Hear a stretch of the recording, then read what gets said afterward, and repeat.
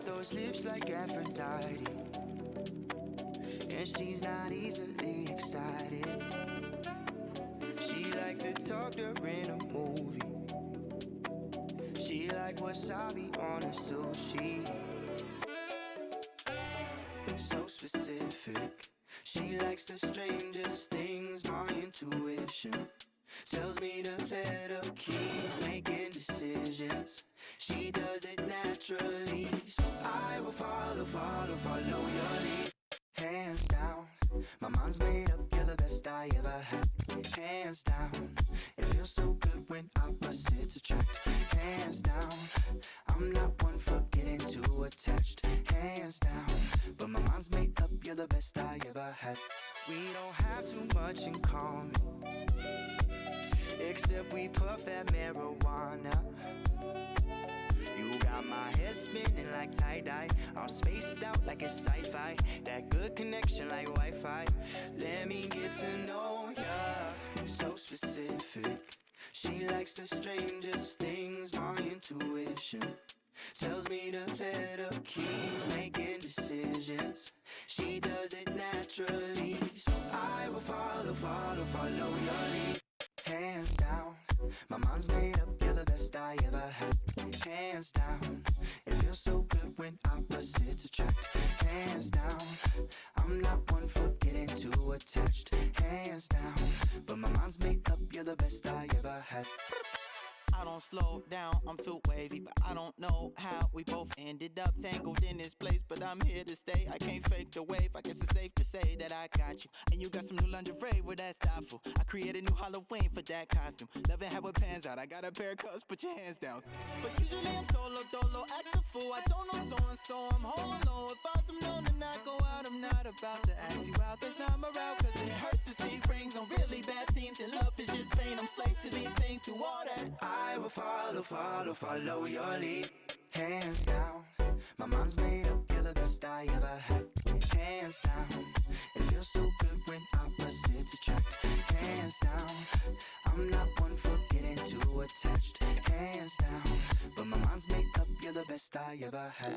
Hands down, my mind's made up, you're the best I ever had.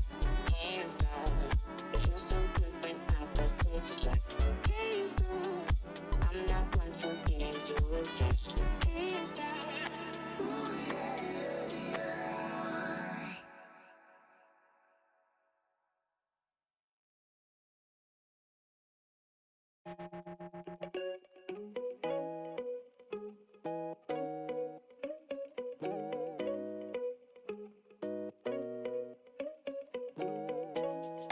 Left your party at sundown.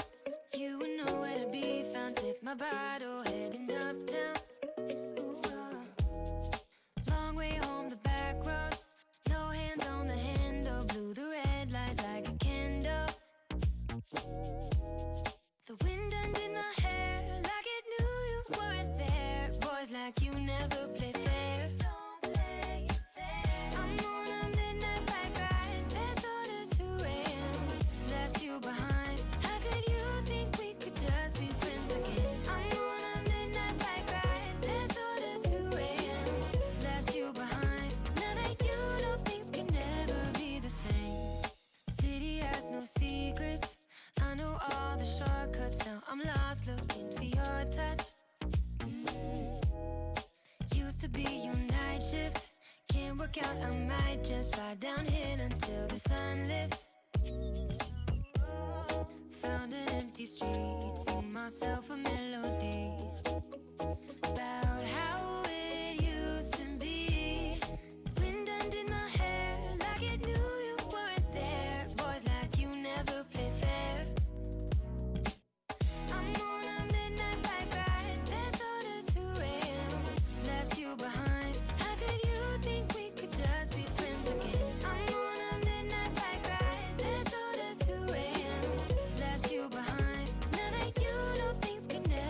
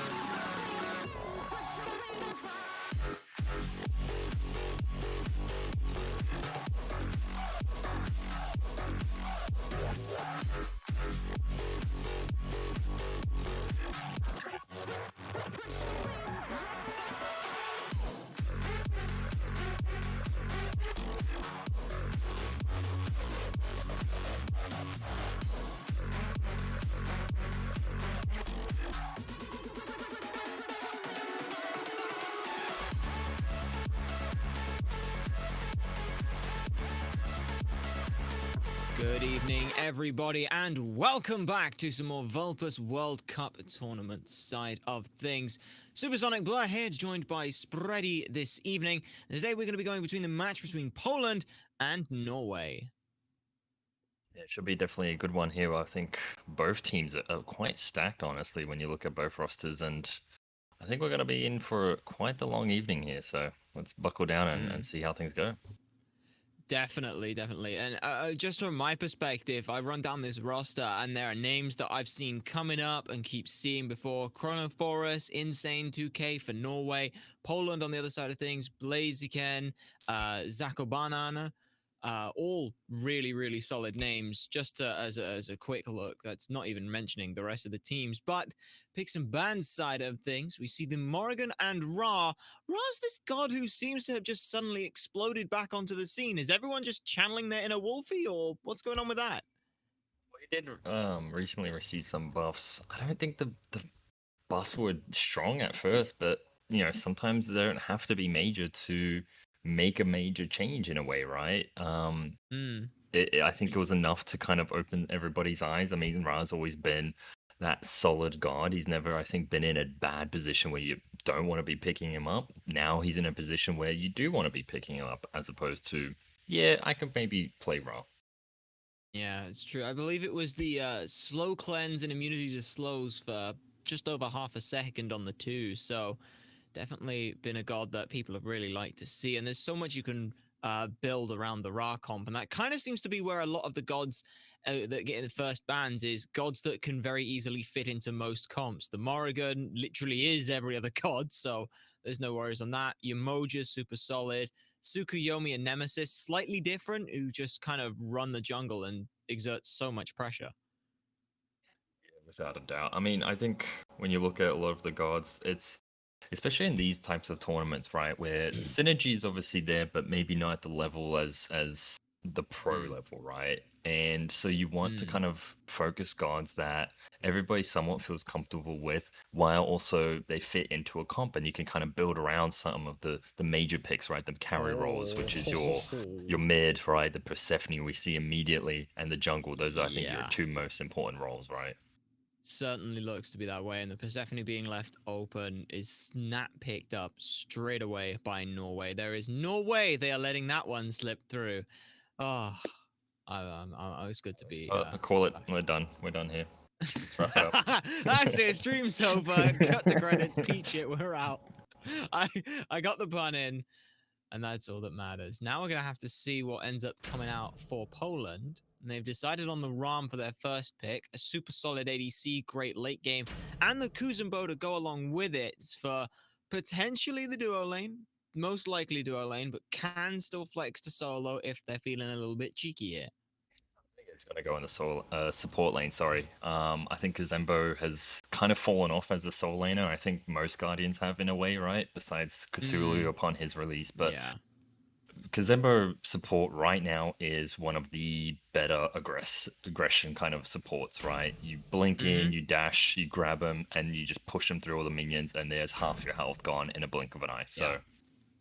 Yeah, it's certainly difficult to deal with. However, looks like answer back from Norway is going to be to pick up their own duo lane. The Ganesh Hachi, this to me feels like with the Persephone, there's a lot of team fight in the mid game here for this Norway draft.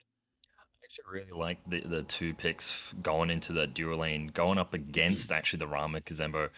The Ganesh can easily cancel out the Kazembo dash. Hutch is a very mobile hunter, right? And can easily get himself out of trouble. So I really like these two pickups, and I think they definitely complement very well with the Persephone as well. They do. Last pick over the side of Poland before the ban side of things is the Ravan for the jungle. A very nice, solid sort of staple god. This god kind of feels like it's taken the place of Thor for me, where it's this, if you need to just pick something that's kind of solid, you pick Thor. But now it's this, you pick the Ravan side of things. Super good ganks early, great dive potential, can hard farm, could punish on a lead. So I really like seeing that. We can actually see here the Thor gets banned out on the side of Poland to make sure that they don't get any other kind of out rotations. But for Norway, they were really looking at these mage healers here. Yeah, it's a bit interesting as to why they're focusing the mage healers. Maybe they've got some inside scoop, right, on Team Poland. I don't definitely think the terrible bans. Hell and Afro are in very good positions as they currently stand. But I think maybe they could have targeted elsewhere. Maybe focus a bit on some assassins, or at least get one assassin ban in there.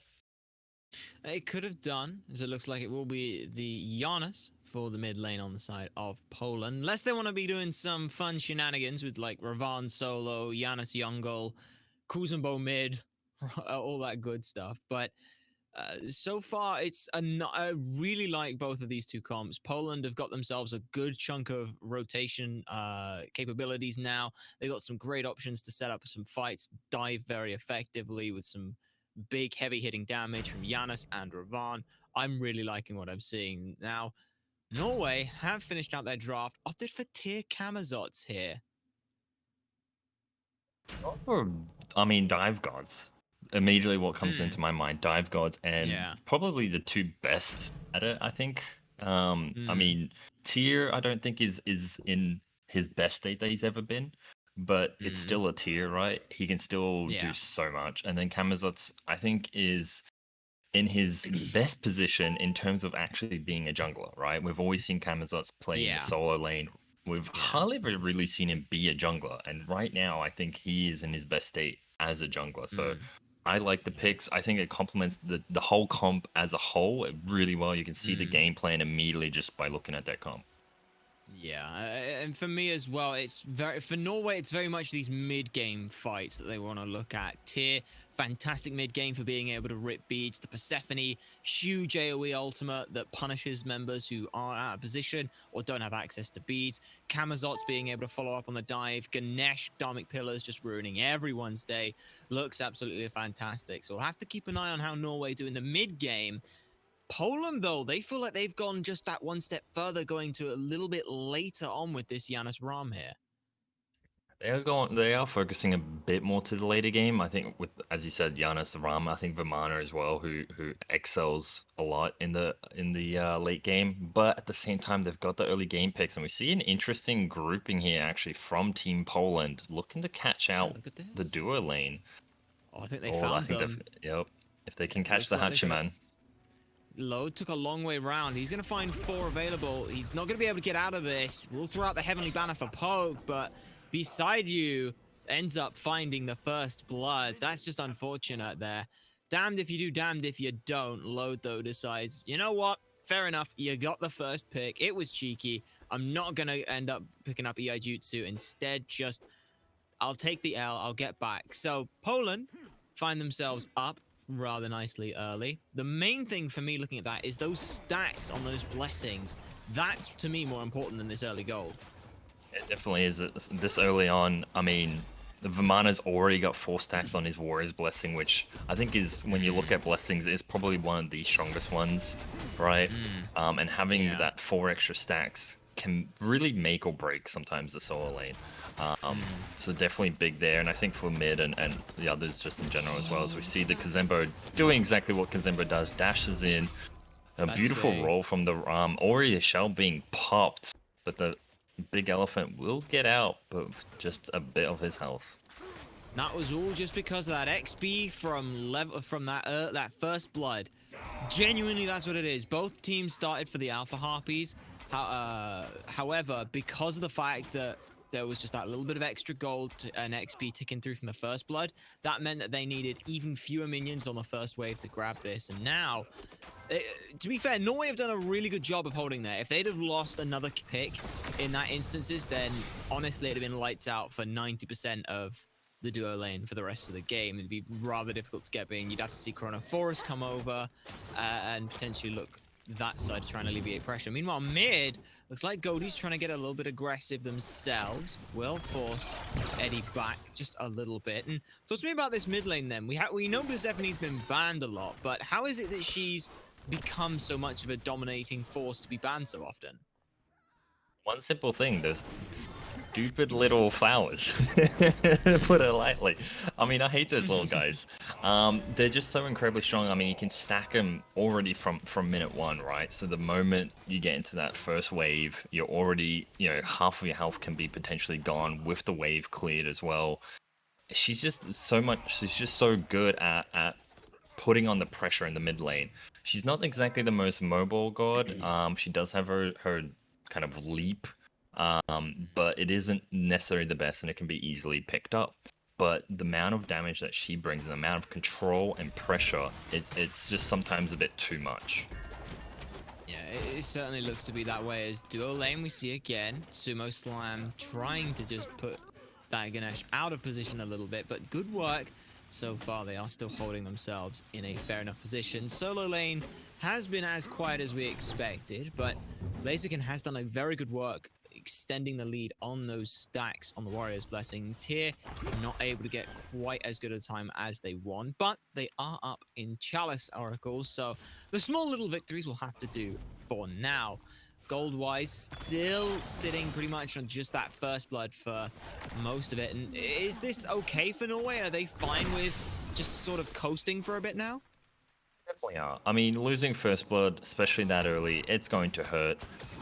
But 500 gold, it's definitely no position that you want to be in, but it's definitely not a, you know, you're not screaming F6, right? They can easily still come back. All it takes is, you know, a mistake or two from Poland, and Norway are immediately back into this, right? They get one, two picks, and maybe a camp here or there. It's very easy to come back to this. So by no means are they out, but it's all on Poland now to really put kind of the boot down, right? And extend this lead and put that pressure on. Because if they let up themselves, if they kind of get complacent and just say, hey, let's sit back, let's farm, we have a bit of a lead, they can easily lose it without even doing anything. Well, talking about boots, Poland have now finished off 4 out of the 5 members with boots, so that little bit of mobility, a little bit of extra power could prove to be rather important if they do try and take any skirmishes. And as you can see, that's exactly what Poland are looking to do. They've got 4 members all the way over on this side. Load doesn't have access to the Jutsu, so will have to mounted archery away. That's a blink and the Janus ultimate as well. Beads will be used by Load to make sure he doesn't fall into the portal. So that's beads and ult expended. That's not too bad a look. Now Poland can just, next time on the same rotation, do exactly the same thing. Load's going to have to ult even faster and still potentially have some issues. Now we do see Norway trying to back this one back up, but a good overhead kick will be used. Out comes the Grasp of Death, does hit one. Those watery graves will be used to try and close the distance a little bit more. One falls into the portal, a shell will be used, but they're going to keep diving this. Mystic Rush, Godi ends up picking up a second pick for Poland. I think they're just going to back out of this. They picked up the 1 kill that they wanted to. Not probably ideally, I'm sure they want to get a carry, but nonetheless, down goes the support and a great pick from Poland, and this is exactly it. Work on that lead. They made a beautiful rotation over to dual lane, didn't work out. They kind of stuck together, and it seemed like Norway kind of wanted to pick somebody off there, and they got caught out of position essentially. So not great start from Norway, but definitely all for Poland. Yeah, and really nice work being able to sort of solidify on it. It was still that 4-man death squad that Norway were trying to pick apart a little bit. I think that's kind of what got them a little caught out. They were expecting everyone to sort of split out after that gank had gone through. They looked at what ults had been used and thought, we can kind of fight this. But the only one who really used the ultimate was that Janus. It was the blink coming out from Ravan that was the main part on that. And the overhead kick does so much work at dealing with this early CC. So starting to extend some of that lead, though I say extend, Norway's actually done a fairly good job of keeping it distance. In fact, they've actually closed it slightly, and we can see Insane trying to make some rotations out of the solo lane early. He has Godi in his sights. Can't quite close the distance just yet. What's actually surprising straight off the bat, if I look at it, I think a lot of this lead has been kind of negated simply from Insane. He's actually got a 1-level lead over Blaziken, and you know, he seems to be doing a bit of work. The Vamana seems to be a little bit of under pressure. We saw kind of outside of all of that, he did use his ult and he was trying to get out, but I thought Ganesh caught out of position. just trying to get around the jungle and ward, but Poland have been grouping this 3 men in mid. This mid jungle and support, there's so much damage and long range CC that they've just not been able to do anything with. And this pick composition, or rather this pick playstyle, is doing Poland good. Norway need to be grouping up and warding better if they're going to end up trying to roam around the jungle. Without a doubt, and if we look at the little mini map, I mean, there's not a lot of wards coming out from Norway, and you can't afford that, especially when you're down. It's kind of that double-edged sword of you need the gold to get your item on lines, but at the same time, you need to be warding because you're behind. You need to be a lot more careful. They own the map. You need to be careful when you're walking around the jungle. So it's always that weird, do I spend the gold to get wards, but that puts me a little bit behind because I'm not completing my items things, and it can be tough, but I can say that wards will almost always win you games. Yeah. I mean, the way I look at it is this. If you spend 50 gold, you stop your opponents getting 200 gold when they kill you. That's a net worth of 150 gold for you. That's just some basic maths. And Norway trying to take out what Poland's been doing, make a look for a rotation over on the duo lane. Dominic Pillars comes out and is perfectly timed. Besides Yu's health is just evaporated. They are up, but they are then put immediately down. This has bought Poland a little bit of time, but Load finds a double kill. That's huge for Norway here. They made the rotation the Ravana and the Kazembo, but it seemed like Goaty kind of just went in, and Big Bold Man didn't really feel confident about it. He actually backed off and paid the price ultimately. So a bit of miscommunication, I think, there from Team Poland, and it ultimately cost them heavily because just like that, Team Norway are very much back in this. The lead is completely gone now. It's only about 200, 300 gold, which is next to nothing. I think Norway have the XP lead now, so beautiful play there on the duo side from Team Norway. Yeah, it's been a really good look, and now this puts Load back ahead in pole position over in the duo lane side of things, looking for the short bow as well, so he's going to be able to outbox, caught up on stacks at Devos, so he's in a really, really good spot. The Ganesh, we're fine with seeing that Ganesh be just behind Big Bold Man at this point. Both are still in a fine look, but this is an interesting call from Poland. They're going to try and pull off the Gold Fury here. Everyone is around from Norway. Ultimates are available to contest, and Poland will drop it off. Checking on ward vision there, and a bit of a damage check, so I don't mind this from Poland. They don't overextend and overstay their welcome, so no harm, no foul. Yeah, exactly. It's like when you dip your toe into the pool to test the waters, right? That's what they were doing. They were checking, was their ward coverage, how much damage can they actually do onto the Gold Fury, and what the reaction time will be from Team Norway, and they merely snuffed it out, and we see Big Boldman actually getting caught out here in the jungle, and he's going to fall down.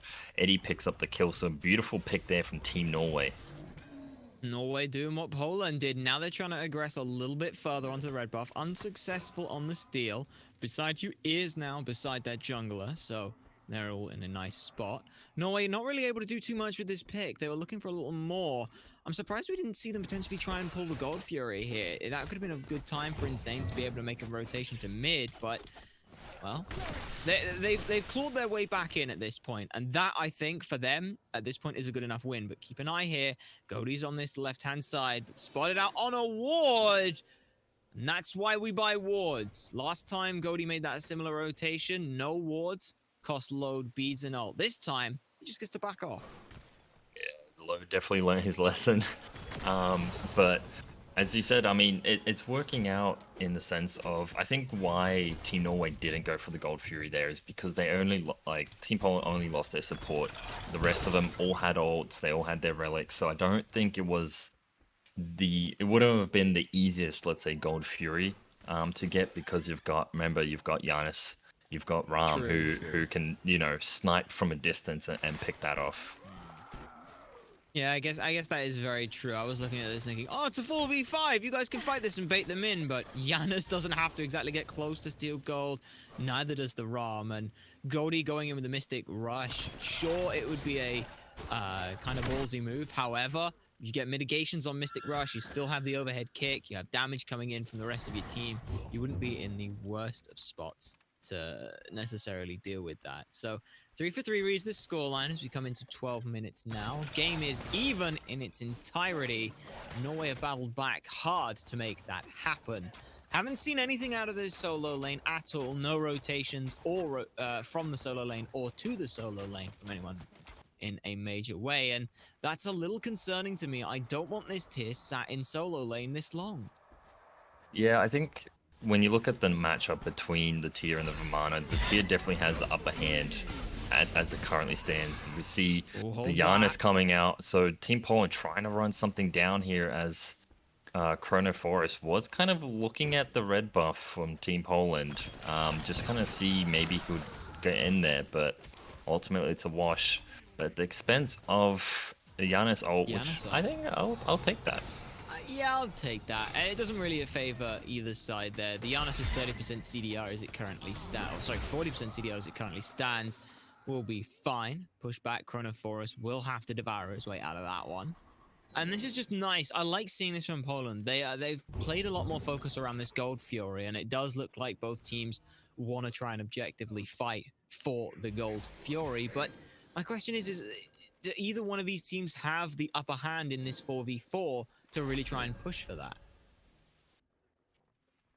I think as it currently stands, it's relatively even, right? We've seen essentially both teams kind of just focus on these kind of pick kills, right? Group up as 3, group up as 4, catch somebody in the jungle, get the pick, see if they can maybe get something, not let's just back it up, let's just play it safe, right? I think it's relatively even. I'm probably giving the slight edge to, I don't know, I'd probably give the slight edge to Team Poland as it stands. I think the Raven, the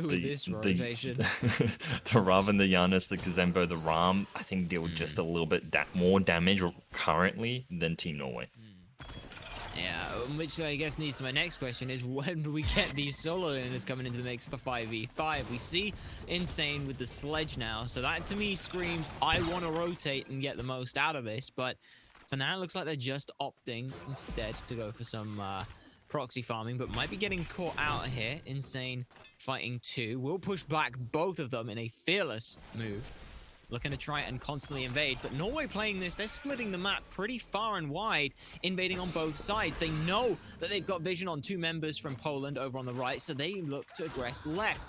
Janusalt swing and a miss over to the right side of things, and Norway smash and grab. I believe they do manage to steal away the red buff, and now Insane's making the way over to mid. They're going wraparound straight for the Gold Fury. They know Janus doesn't have ult. Absolutely a beautiful play from Norway. They do pick it up. The snipes are coming out from Ram. The Kamsla's just able to jump out of there. He was getting pretty low. I mean, he's healing it all up now from the red buff. But what a beautiful play from Team Norway. The tier goes in to look like he's going to proxy, kind of bothering over in the blue, which just forces kind of Team Poland then to put the pressure on him, right? Raven rotates over, which then leaves essentially the left side of the map completely open for Team Norway. They put the pressure on them, they pick up the red, they push Team Poland back, and they pick up a Gold Fury. So fantastic move there from definitely Insane, just being able to kind of stick it out, and that Fearless, I think, hitting both of them really kind of solidified a lot of that as well. Yeah. I agree with you, and that's really nice work from Norway, just knowing the map control and communicating that so effectively. As soon as that Janusalt comes down, bam, we know we can go in for the Gold Fury. They also pull off a couple other ults, they disengage beautifully. Poland get Pyromancer, Norway doesn't care. They knew that was going to be something that happens, but the classic and most important rule about the Pyromancer, we don't throw leads over the Pyromancer. Exactly. And we see now, I mean, we're talking about can Team Norway bring it back? They've brought it back. They're in the lead now. So now I want to see them kind of put it on the pressure, as I think Team Poland were trying to do it, but they were trying to play, I think, a little bit too safely. They were taking it a bit too cautiously and trying to maintain the lead and build on that lead. I want to see Norway be the aggressors, really get in there. You've got the lead, you've got map pressure, use it. Yeah, I wouldn't mind seeing that as well with the Kamazot's heavy dive. At this point, I'd be saying, right, Gold's down, Pyromancer's down. Let's just pick a lane. Let's see what ends up coming out from it. If we can get some rotations coming out from the solo lane. Hell, start the fight in the solo lane and have others rotate to it. I want my solos involved in these fights. That's going to be a really good look for them. Chronophorus as well, finishing off this Arendite, is at the same pace as Goldie, a level behind. Well, up to a full level behind, which is a little unfortunate, but the main point is they, like you mentioned, they're the ones with a little bit of the lead, but oddly enough, some of these experience points kind of favor parts of Poland. The Yanis has a bit of a lead, and now we can see here, double blink in, looking for the Persephone. Thorns have been popped as well. Yaniso comes through and snipes out Chronophorus to half his HP. Around the back, he's now being dove. Grasp of Death finds 2 members. 3 over Mystic Rush goes, but up into the Bat Out of Hell goes the Chronophorus. That's a huge look. Lod able to punt Blaziken back to base. And a great work. Poland overstep, over-aggress, and Norway punished for it. But they're not done yet. Goldie's getting low. Out comes the Lawbringer to try and chase and close the distance, but they can't quite find it. So instead, they'll just sit back, tone the aggression down, and start up a siege here in mid. Play there from Norway to kind of completely negate that what was initially a great rotation from Poland. My issue, I think, there was that we see Insane actually looping around the back, wants to catch them out, and Fearless somebody, Nice and job. beautiful the amount of damage coming out there from Insane, coupled with load. So they pick up the beautiful kill there, get the T1 in mid, and I'd probably just back it up now. I won't put too much more pressure. Unfortunately, there isn't any other objective on the map. The best you could do is maybe go duo solo, try to get the, actually it would be duo side to get that T1, but don't risk it. You've built a decent lead off of that kill, or 2 kills, right? And T1 in mid. Yeah, a really nice look, and like you mentioned, solo side tower also went down. Insane. The reason why they were late on the rotation, they pushed that wave into tower, and the minions were good enough to grab that. He then makes the rotation in and able to clean up part of that. And it's great work seeing what Norway are able to do there. They just let Eddie get dove. Honestly, genuinely, that's pretty much what happened, as we can see now. Out comes the Colossal Fury used. There are 3 members, in fact 4 on the way. Yanasol comes through but doesn't quite find any targets. Insane will lure bring it away. And so it looks like Poland are going to forcibly take down this right side tower. Members from Norway don't seem to be too worried about it. They're not making any major rotations over here. They're just going to let this one go. They already got Yanaso and the Colossal Fury as well from the Verman. They don't got to worry about this because Fury's coming up in 15 seconds. They want to set up around this side. Point that out exactly. Gold Fury is about to come up. It's a T1 in solo. That's not honestly the worst thing in the world, losing that. It's not the end of the game. Gold Fury's coming back. They're immediately prepped. They've been sitting here already for about 2 minutes now. They're ready to go for it. Now, Team Poland has already made the rotation, but they're just figuring out that it's going on now. And I think it might be a little too late, but Norway actually letting it go and grouping up to maybe aggress, and I want to see them go in. The tier is at the back, and I want to see him just dive on those carries. I really like this though. He's corralled so many members back around this red buff just by existing, and that threat of the Blink Fearless Power Cleave is forcing Poland to pay a little bit more attention to him. This is giving Norway a chance to reposition and reset up for things. However, that ultimate lead that they had with the Janus and the Colossal Fury is no more. Beads, though, go down on Kobana. That's a nice look, and they will actually try and back. Sumo Slam again onto this tier. They're taking all the brunt of the damage. Meanwhile, this whole time, the carries, they're off on the Primal Fury. No one's been able to look at it or get in. Norway grab it and get out as well. Now comes through space and time, but, well, doesn't hit anyone at all. Not even the Fury. Just a little too late on that one. Another fantastic play from Insane. Again, just demanding all the attention by just, as you said, existing, right? He wasn't really doing a lot. Yeah, you know, Fearless Power Cleave, it does damage, but he was just kind of walking around essentially in circles, and Team Poland couldn't just simply ignore him, right?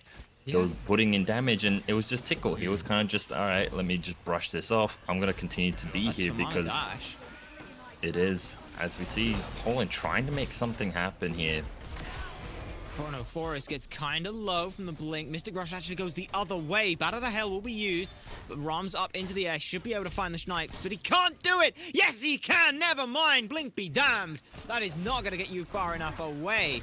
Norway tried to stick around for the Pyromancer, couldn't quite do so, so Poland will start picking this up. They do drop it. I believe they got hit by that damage buff. They're going to take a lot more damage now. Out comes a nice Dharmic Pillars, but not quite enough damage from any carry to remain. Pyromancer, though, does finally go Norway's favor. They push members from Poland back through space and time again, coming out, but not quite good enough.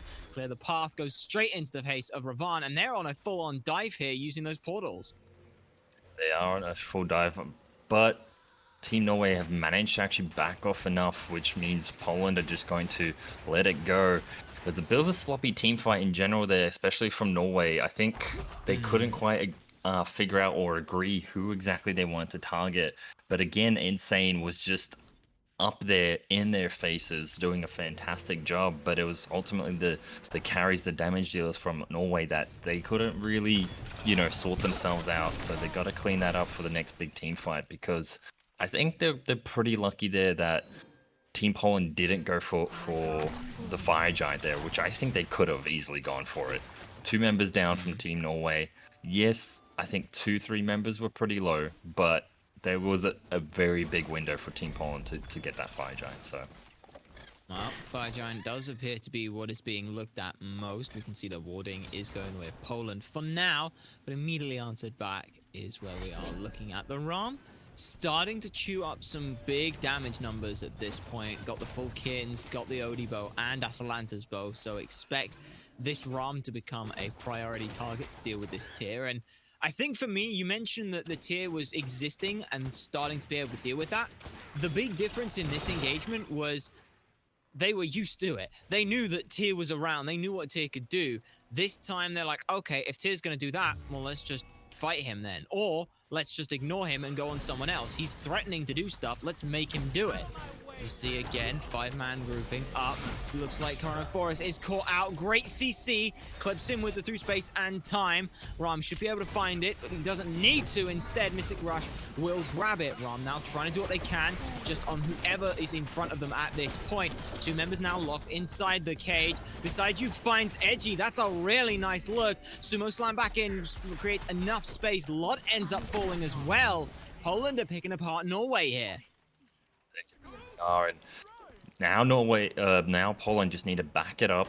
Unfortunately, a lot of their members are pretty low, as we see the tier jumping over, but beautiful move there from Gazembo, completely just negated that. No, he got denied. But Poland need to back quickly, and they need to group and just do this FG. The window is there. There's only the tier and the I can't remember, Ganesh, yeah. Completely spaced on who that was for a second. They're the only goals up at the moment. The elephant in the room with that one. All right. Look, I gotta get the puns in somewhere, all right? I gotta get them in. I already blew the Norway one. You did, but Poland, as you see, they are starting up the Fire Giant members coming back from Norway, so they're going to have to get here quickly, but Poland are just letting it go. They're going for the tier. I don't think this is a smart play. Tier is just too tanky at this moment. You're not going to do enough. I mean, okay, yeah. Switch it up. I mean, pick up the T1. Pick up the T1. I'm with you on this one. I'm a little concerned as to the idea there. If they were looking to try and pick off tier, then you'd have already been stood around those camps. But see a good look here, trying to pull one back in. They can't quite grab anything. It looks like instead Poland are opting for a safer option in this Primal Fury. Norway do have a Primal Fury under their belt, so it'd be nice for them to be able to even things up. But they're still on this pick idea. Ganesh taking a little bit of damage, but not a huge amount.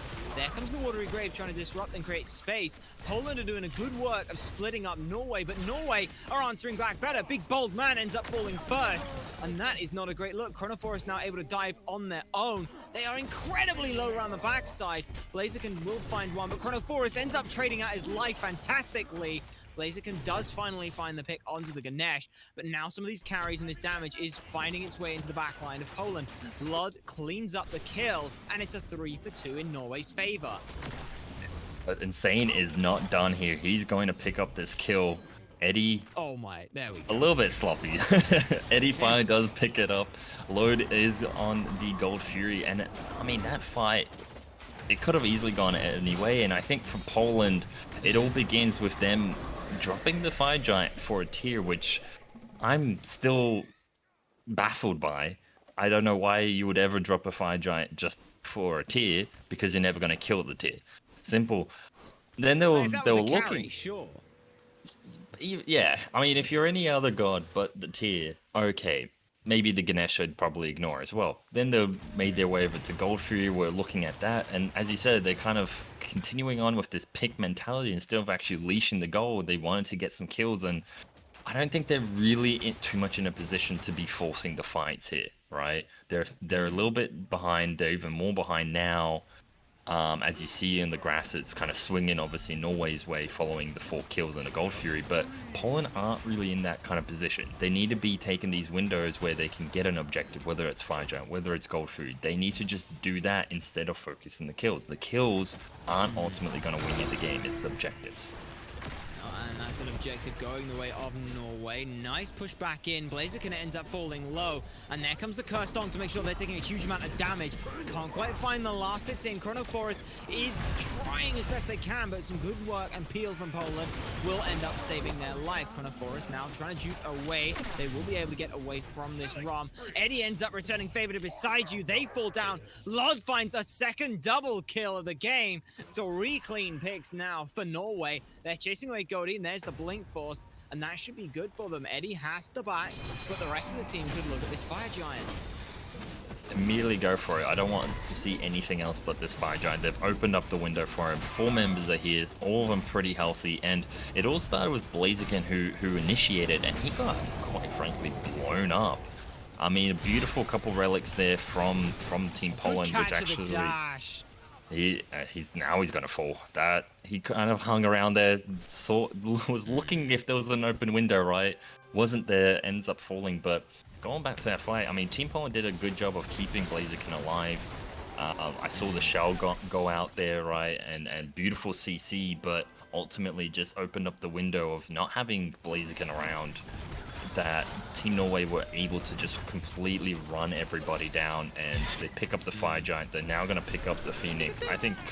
Look at Zane!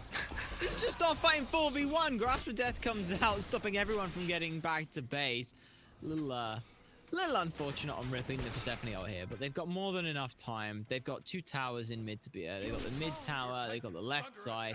They should be in a good spot, so they shouldn't have to fight too hard until it's back up. But yeah, on your point on things, the peel to save Blaziken, the reason he took so much damage, that upgraded Cursed Onk, 10% increased damage, that is solely being used. Every time that this Vamana goes up, oh, it's 20% more damage. Excuse me, not even the 10, 20% more damage. This Vamana cannot go into a fight with the ult if Cursed Onk is up.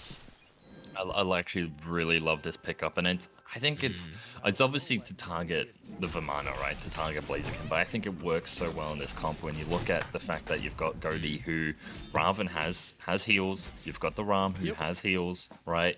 And it's going to hurt them as well. Ram's already a squishy guard. Raven is building relatively squishy. Aside from the sledge, he's gone full damage, right?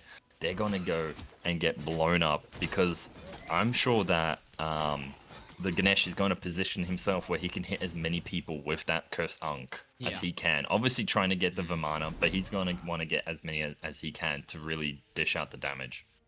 And we can see a nice looking split push here coming up from Norway. One in mid. The Ganesh floating around in the jungle, just being where they need to be. And that right now is under this tower, tanking that up. Both the carries should be in more than an ample position to deal with that. You can see Poland actually opting to try and deal and defend with this mid lane. But now they're going to have to swing back and try and defend a Phoenix if Norway do indeed want to push it. But instead, looks like Poland end up giving up both the towers. I think that's probably the right call here. In most situations, you never really want to fight over a T2. When you're in the position that Poland's in, and a beautiful sumo slam there to catch out the Ganesh. He does drop his Dharmic Pillars. but He's nothing alive really. and took no damage from that. Meanwhile, Grasp of Death comes out. Lot dashes in with the ultimate, and Big Bold Man will end up falling. They'll take the tower, and now, with this one-man advantage and a full minion wave here, they can look to try and actually push even further. Chronoforce will blink in and just send Ram packing back towards the backline and safety of the fountain. Till the Phoenix will now fall, and the Curse Dog has been used to try and deal with this for Martin. He will get to half HP, but Norway doesn't really want to continue this fight, but it doesn't look like they're going to get the choice. Blink Ravan just trying to keep them all busy. Members get low, but thanks to that Fire Giant and its sustain, they will end up saving their own skins. He's forced on Ram. That's just another victory. Norway still kind of hanging around here. I'm not 100% what they're trying to get away with here. I think they're seeing if somebody gets a little bit gutsy from Team Poland and dives in, because obviously they've got the regen from the Fire Giant. There's still just over a minute left on it, so see if they can maybe get one more pick. But ultimately, this is the better choice. Just back it up, get this Gold Fury, finish off your builds. It is an own. That's going to be rough for Team Poland. And I want to actually go back onto what kind of caused this little snowball, and it's the pick on Ganesh. And what kind of bothered me there is, I understand you pulled a Ganesh. It's not the ideal target, but everybody from Poland essentially just backed off from there. I mean, you caught the Ganesh under your T2. Go in. Yes, you'll probably expend a bunch of your ults and things, but you take that god out. All of a sudden, that push from Team Norway to get that T2, to get that Phoenix, becomes just that much harder because, Tyr, he wants to go in the backline and bully. They don't have that tanky peel god anymore, so I want to see a little bit more there from Team Poland, and it's a bit of a letdown. Somewhat, though. Poland already, we saw that the Ganesh spent a good 4 or 5 seconds on the tower there and barely took a quarter of his HP. And that part of that may be because of the idea is, like you mentioned, they didn't invest damage into it. But then that beautiful snipe with the Grasp of Death, able to find the rest of the damage. If Poland had been able to just reset, they could have held their mid-Phoenix there. But for now, looks like Norway are playing this very well. Only minions are pouring towards the base, but they're taking a fight over the Fire Giant, but they're not winning this fight. Lud gets blown up immediately. Turn around from Chronoforest will make it a 1-for-1 for now. Around the back, we do see Godi. And look at the damage numbers they're outputting. Beads, Aegis, they're the only things that can save Eddie right now, but it's not good enough. Godi dives far and fast enough to find it. Beside you picks one up. Zane finds the big bold man in the back side of things. So it's a 3 for 2. Make that a 3 for 3. But this is all in favor of Norway here. They can afford to lose this engagement. They've just got themselves a Phoenix. Meanwhile, the Titan is pretty much dead. There is 2 minions of only fire waves coming through. I don't think they've got enough to stop this. And Minion 34 will secure the game for Norway in 34 minutes. I think I'm just going to say one thing. Winions. Yeah. That's it. Don't underestimate the minions. I mean, I'm pretty certain those minions, not only were they, buffed from losing the Phoenix, but I think those were the only minions as well. That was, I mentioned it at the start of the fight when that breaks out. Norway were taking the fight away from all of the waves. You cannot do that. You just can't do that. We literally just saw the reason why you can't do that. So even though Norway end up, in inverted commas here, lose the fight, which in any other situation they did lose the fight, they end up winning the game. That, I think, is one of the only examples that you could give of losing a team fight and still coming away with the win as a result of that fight. I mean, as kind of the saying goes, right?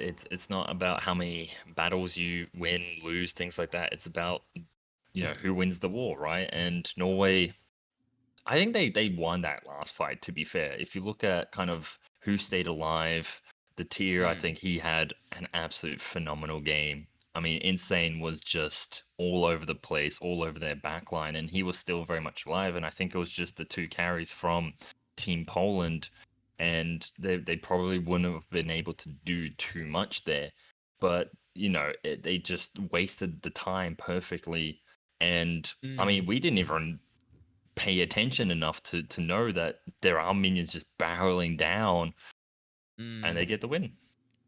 Yeah, it's definitely a rough look for Poland, but we'll have to see whether or not they're going to be able to bounce back here and take us to a game 3. Game 2 will be coming up shortly, ladies and gentlemen, but we're going to get things ready, so we'll be right back. Don't go anywhere.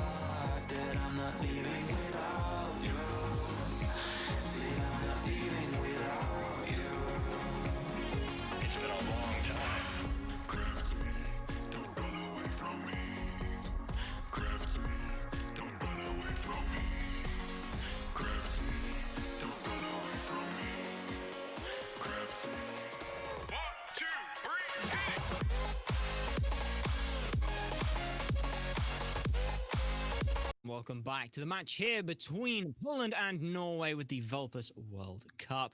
Game 1 goes the way of Norway after Fire Oni minions decimate through a Titan and leave Poland standing around going, what just happened? So now we're going to see whether they can shake things up and come back biting better in Game 2. Myself and sorry, I'm completely blanking on names right now. Do excuse me. I'm completely sorry. It's Spready. I wanted to say Slaney, but that's not it. It's Spready here on the old ones and twos. It's all good. Yeah, I mean, if there's one thing Poland are definitely taken away is pay attention to the minimap. Because they completely dropped the ball there and not paying attention to those minions, and that's what can happen if you don't. I mean, so many people can say, "Oh, it's just minions, it's fine," but it can win or lose games there as we go already into the P's and B's and pretty standard bans. We obviously see the Persephone being banned this time, so a bit of a lesson learned there. As we can see, though, Persephone is the first ban coming out from Norway. They do not want to let that one go the same way as first pick. Meanwhile, though, we see the Ra, Tsukuyomi, and the Freya. So same bans coming out. I believe it was Umoja and Nemesis that were taken away from Game 1, both still being left on the table, leaving Cthulhu. So first pick, there's a lot of options here. I wouldn't mind them seeing run back the Ram, but Guan Yu was taken away in the second phase of bans, and they want to take this one for themselves. Interesting pick here. Seeing the Guan, I would assume that's going jungle, as we've seen jungle Guan a little bit more than solo Guan. So I'm definitely curious to see who's going to actually take that, if it's going to Goaty or if it's going to go to Blaziken. We'll have to keep an eye on that. Nemesis and Rom were almost instantly locked in on the chaos side of things for Norway. The Nemesis banned out, and we saw how good this Rom could be. Cupid and Hera coming through, and these picks are flying through already. There's an obvious game plan in mind, as you're saying. The teams know exactly where they want to go with these picks. I mean, the Ram last game, as you said, fantastic job. I think Chronoforest did a great job on the Camazots. This time going with the Nem, so I quite like this. I think the Nem, similar style, dive heavy. I think the Nem brings a little bit more than the Camazots. Maybe not in the damage area, but definitely with helping the team fights. Obviously, the old with the slow, I think it's going to be great. And I definitely like this Hell pickup. I'm really curious to see how that does. It certainly is going to be one. And I think that the way that we see Norway have drafted, it's very heavily skewed to the late game. But that being said, it's not without pressure. And I think that's the big point about this is if you're drafting for late game, you usually get these worries of, oh, we have to concede so much in the lane. We have to worry about, will we get to the late game? Ram clears better than almost any other hunter early game. And Hell just heals her wave. So she makes your clear worse. It's very difficult to say that Hell and Rom concede lane pressure. Definitely. As we see the remaining bans coming out, so we've got a Hebo and a Pele being banned. On the other side, it's a Yamoja and a Ganesh. So Ganesh being banned out as opposed to last game. So an interesting one there.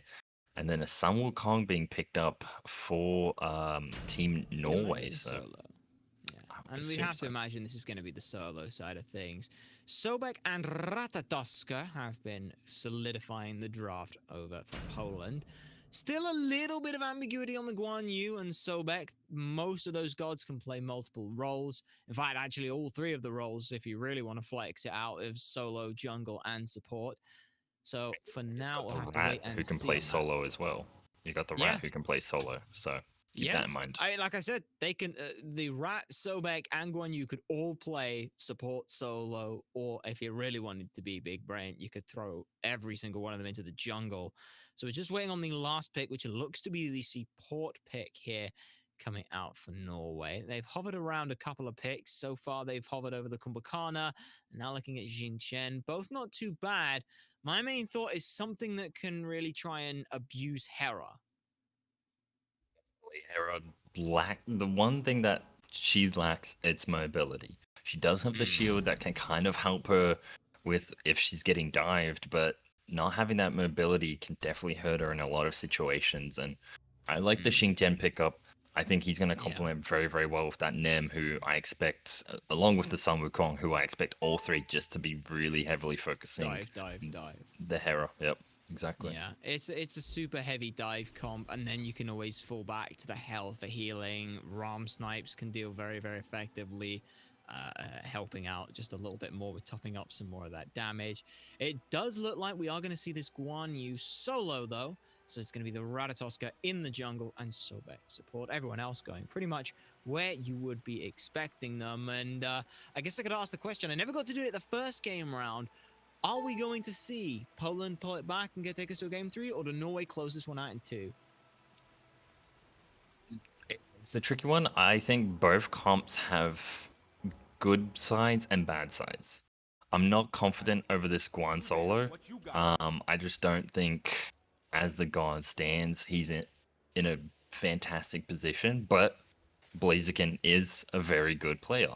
I think he has the capabilities of pulling it out comfortably. We saw what he did on the Vimana, and I don't think he necessarily played it poorly at all. I think he was doing a good job. It's just Team Norway countered him very, very well, specifically with that cursed dunk, right? Completely just negated everything that he did, but I think he held his own pretty well against Insane. Obviously, going up against a tier is always going to be tricky. So I'm curious about that. For me, it's the Hell. I think it can go 50-50, right? You can either have a Hell who's 5-0 or 0-5, right? I don't really think there's much of an in-between there with Hell. So things to look out for both teams. Norway, I'm going to probably give it to Norway just 2-0 this. All right, well, picks and bans are done, so let's see how this game is won. Poland trying to take it to a game 3. Norway trying to close this one out. And following up on your points there, solo lane for me is going to be a big talking point. This Guan Yu wants to rotate and be involved in the fights early. And from game 1, we never saw either of these solo laners rotate till about the 18-minute mark. So either take the fight early and make it happen around the solo lane, or get those solo laners out of the solo lane and over into these fights. We can see that so far over on the duo side, both fairly standard starts options in terms of what they've looked to do, but it is going to be Norway that come out on top of the first clear. They're both level 2, so we'll try and get a little bit of aggression going, but don't have too many options at this point yet. Specifically, what's interesting to see is Poland, obviously they started off with that interesting strat in game 1, right, where they grouped up as 5 and picked up a load early on, completely negating that. Oh, beautiful pluck there, and the bees are expended, but he got plucked anyways. But beautiful body blocks there from the Xingdian, who saves the life of his fellow hunter. So great support play there.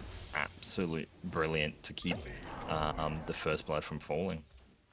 Definitely, and Load also as well able to just know when to just absolutely back out. A bit unfortunate on the beads timing, and also getting your support stunned as well, but needed to be in range for the shell, so that shell down and beads for Norway. They've got to be careful if we do see any rotations come through, but so far Goldie's just stuck around the mid lane trying to get some farm. And looking at that Ratatoska Acorn right now, that to me is screaming that we're going to see this devastating additional damage on the nuts. And look at this, already 2 minutes in, Goldie's making a rotation. He knows his target's got no beads, but instead we'll end up just pushing them back. And hey, sometimes getting pressure in the lane isn't a bad thing. It definitely isn't. Sometimes just showing face in a lane can really change the aspect. As you said, it can kind of flip the pressure of it. So while he did maybe gain too much from that himself, his duo lane probably benefited a lot by relieving that pressure. As you can see there now, they were able to clear the minions first. So they can go back, they can do their purple that little bit sooner, get back to lane a little bit sooner, things like that. So it doesn't seem like a lot on paper, but I can assure you that it can make quite the difference sometimes. Certainly, especially with besides you opting for this Transcendence 1 start, so no Devos in this build for this Cupid. He's going to have to rely on those heart bombs for sustain. You can see now Eddie trying to just get a little bit further ahead in the mid lane, and that's what I expected from the Hell. Is this kind of what we need to see coming out from Norway, or do they have any other saving graces? I think that there are other options, but a lot of it is going to kind of fall on how does Hell perform, right?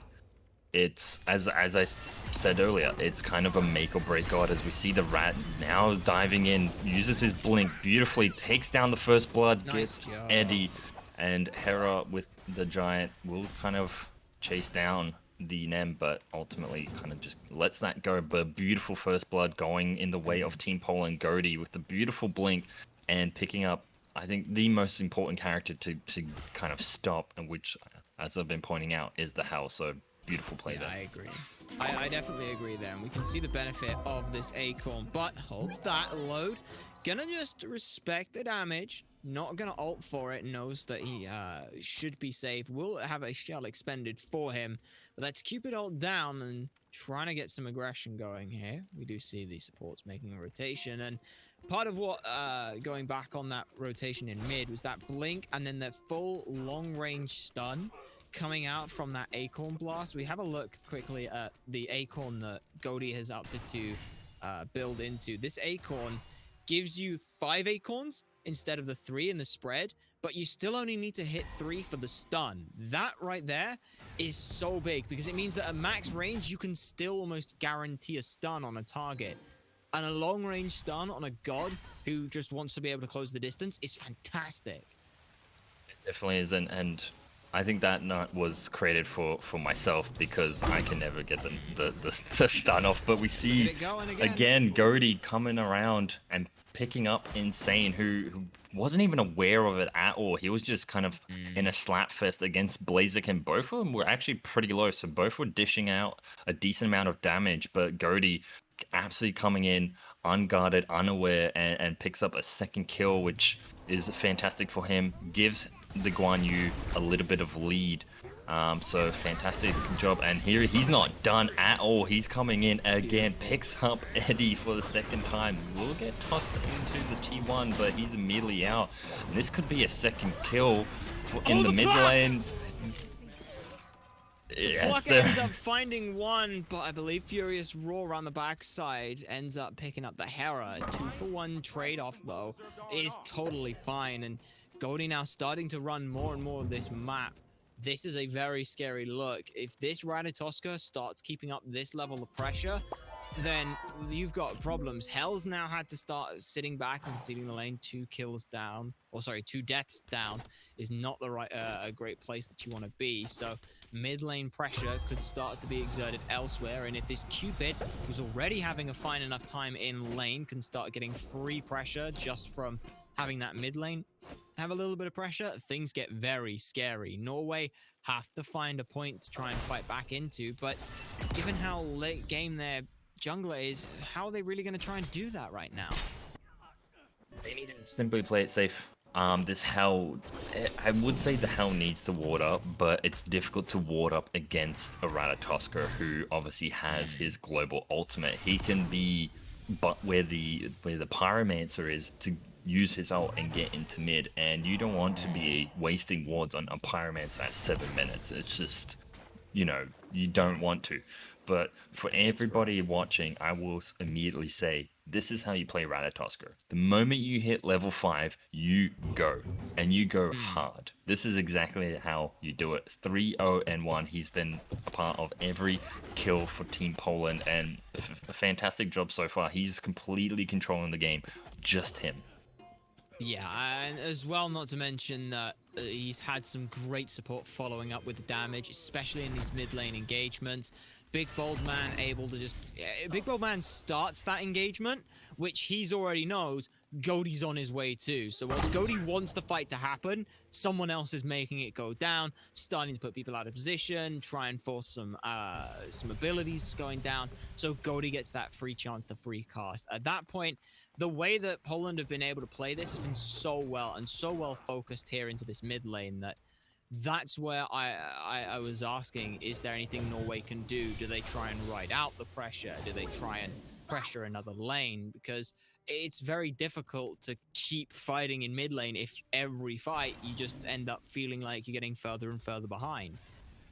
Yeah, I mean, the only area I can see Norway really putting the pressure on is the duo side, because you're never going to kill the Sun Wukong, right? Similar to Insane playing Tyr last game, Tyr and Sun Wukong are some of the most unkillable warriors in the game, no matter what you do. And we see Goaty just by himself essentially just dishing out the damage. The side Nice you will job drop the O, but load. Oh my! It's going in. Unfortunately, We does missed miss. it. Uh-oh. And he will oh no, fall he's here. dead. Oh, Goaty, no. Goaty unfortunately diving a little bit too deep. Now though, return kills potential for Norway. Down comes the Argus, and it does do a lot of damage. Shell will be forced, and Big Bold Man will secure the last shot onto the support. Now looking to try and turn this a little bit further. Royal Assault's not too good. Slice and Dice is great. Chronophorus gets themselves on the board. They may end up dying here, and they will. Big Bold Man will charge spray in for it, but Eddie will return again. This is a 2-for-2 trade-off so far. Sun Wukong's made a full rotation over to the duo lane side of things, and Norway now bite back and bite back hard. They close down the distance and the difference in the kills. Sun Wukong, that full rotation is insane, but look at what Blazy's been doing. He's just invading everything.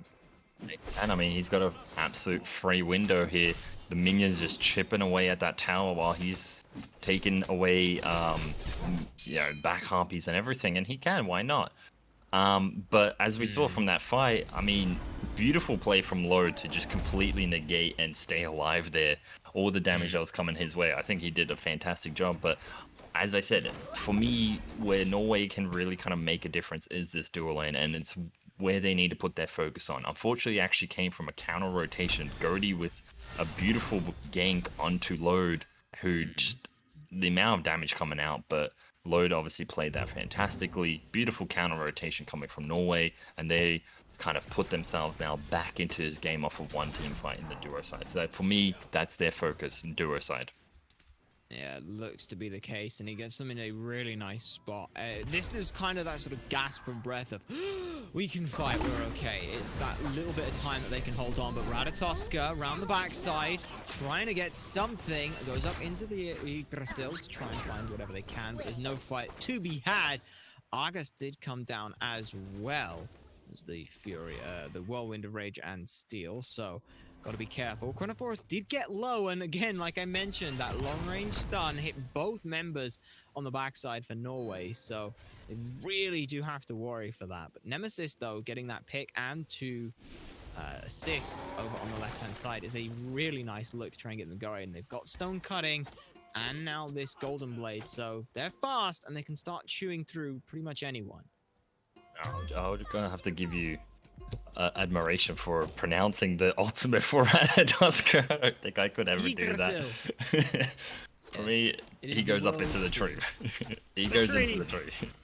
That's it for me. But we see still, I mean, Gody's still basically running this game. Loops around, picks up, he stunned Eddie and Chronophorus and got them both low. I mean, if it wasn't for the Shingen, I'm pretty certain they would have been dead. He did a beautiful pancake flip, and then the washing machine, as I love to call those abilities. Yes. And completely got, but we do see a fight maybe breaking out. They look to be putting a little bit of pressure, but Big Bowman fortunately whiffs. That's what Sobek's so good at. Even when you miss your most powerful CC, you still have another great CC to stop people getting onto you. So that's what Sobek does so much better than almost any other Guardian. Aside from having 4 damaging abilities, it's just, if I miss my CC, I have another CC that I'm now in position to use anyway. It does, and I think another thing to point to Sobek, right, is the pluck itself. I mean, that worry that it's always coming, and Blaziken doing and dishing out the damage here, but Sun Wukong, as I said, I mean, he has fallen once already, but he's just a tanky man, and obviously with that ult, it's basically a second life, and he will get himself out there. But Blaziken, with that rotation that Sun Wukong did earlier, it really opened up the window here for the Guan to get a lead, and now he's sitting 2 levels up, has the cursed Unk as well, so that's going to be big relic. Talking about big, trying to defend this mid-tier 2 tier 1 tower. Do you see the Cupid make the rotation, and that buys enough time to get Big Boldman out of things. It's a full 5v5, but ultimates are not in favor of Norway, so they are just going to be able to hold it out. The good news, they have a very good healer with Hell. So they can just kind of back off a little bit, group up, immediately back to full health. And I mean, that rotation from beside you was fantastic, dropping the Fields of Love, kind of allowing the Sobek to and he actually just got out of range to save his life. So beautiful rotation there, and bit of a stalemate right now. I think both teams are kind of just figuring out how do they exactly want to approach this. Gold Fury is up, and we're kind of hitting that point where we're now fighting for Gold Fury. So the next big fight will most likely mean that you're losing the Gold Fury.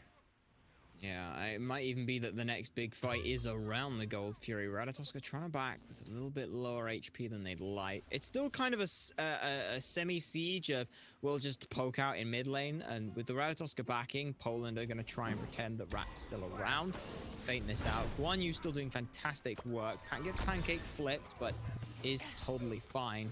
They could, if they want, try and rip some ultimates here. Maybe just the Guan Yu ult, maybe the Cupid.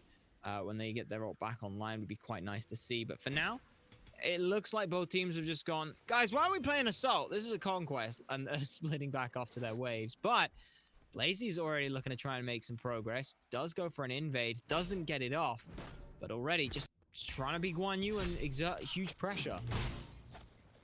You can continues to just be a bully in this lane. He unfortunately has lost his 2-level lead over Insane, who's just been able to kind of farm as Blaze. I think he kind of just roamed a little bit and sought to check what he could potentially do, but very altering builds here coming out from both soul laners. I like the idea from both gods actually, respectively. The breastplate of valor really benefiting the Guan, obviously getting that cooldown, the mana that he just desperately needs. As we see Poland going on to Xingqian, but he's too tanky, and Hera expending her ult for that. I don't think that was needed. Certainly not going to be needed. And now that Argus is down, that's a nice little reprieve for Norway, taking away a 6v5 or someone who could tank up any of the objectives, just a little bit of time. So that's a nice look. Meanwhile, duo side, there's the blink and ult and stun out, I should say, from Goaty. You can tell how good I think that 3 is when you can stun from so far away. I'm calling it the ultimate, but now looking at the rest of this fight, Norway are trying to disengage, but they are not being allowed to. Split up fairly well. Did Poland, and Goaty gets another member. The Ratatoska that had fallen a little quiet comes back in with 2 more kills, and now Poland can look at this Fury. Meanwhile, Norway already preemptively grabbed the Pyromancer, and Insane will be able to get away from this. Yeah, a fantastic play there. I'm going to point out to Beside You, who kind of essentially baited himself out. Did get pretty low, but knew that Goaty was waiting around in the jungle, who kind of was just patiently waiting for the right opportunity to jump in there, and picked up the kill. Obviously picked up then a second one. Norway knew that this was basically lost. They pick up the Pyromancer, which is always that kind of consolation prize. Not the worst thing given the situation. Keeps them still a little bit in it, but great from Team Poland, who obviously also pick up the Gold Fury. But Poland are going in again. They're going hard on Eddie. Obviously, Goaty back up, and this hell could be falling, but no, he doesn't have the mana to keep chasing down. But Blaziken diving the T2, he picks up Chrono Forest. So beautiful play there, at least getting one. And they're going for a T2 in mid. This is a really nice look from Poland. This is kind of what they have the Argus for. They're not using it to tank, but just having that 6-man around and available to them. The fact that Blaziken's made this rotation so early, I absolutely love. Guan Yu, you do not want the Guan Yu at all in the solo lane. You want them out of the solo lane as soon as possible. And now's the perfect time. 30% CDR, tanky on both fronts. Always going to help with the sustain, with that CC. You want them involved. And look at this already. They're forcing ultimates left, right, and center. And even though we see now that this Guan Yu was keeping out 1, he's now stunning 2 and keeping the fight going for the rest of Poland. Polymorph does come out and will secure the kill onto the Xingqian. That's why we love our Guan Yus. And that was some fantastic positioning as well. Wasn't. We see split pushing coming out actually from Team Norway from both sides. How the hell? Stay on it. There you go. Get that T1 in duo side, as they picked up in solo side as well. But I mean, for me, as I said, I was on the edge about how this Guan pick, right? I wasn't sure how is he going to do, and he so far has been phenomenal, as opposed to the Hell, who dished out the damage. She will fall here. Oh. No, she won't fall. No, there we she go. will end up falling. Zakobana does find it, and now we're going to see whether or not Chronophorus can find Beside You. They do, but Ratatoska, this is just a trade back and forward 1-for-1, and through all of that, Zakobanan is still alive. So unfortunate there. I feel that Norway, these split pushes were kind of an attempt to get some people back in the game more so than anything else, and it certainly doesn't hurt to be able to put people back in the game. It's sort of very similar, reminds me of what Pretty Prime would do whenever he was on a team working with members. It was a case of, right, if I fall behind, I'm going to split push one of the other sides of the map. If I die, I've pulled someone really far away. If I don't die, I get a tower, which gets you gold, and I also get farm. We saw that from, I think, a number of EU teams. I remember Epsilon way back in the day, whoever remembers them, they pulled that out a lot, where we saw adapting or someone, all of a sudden just go split push, and it's exactly that. I mean, losing 2 members there isn't the way you want it to go.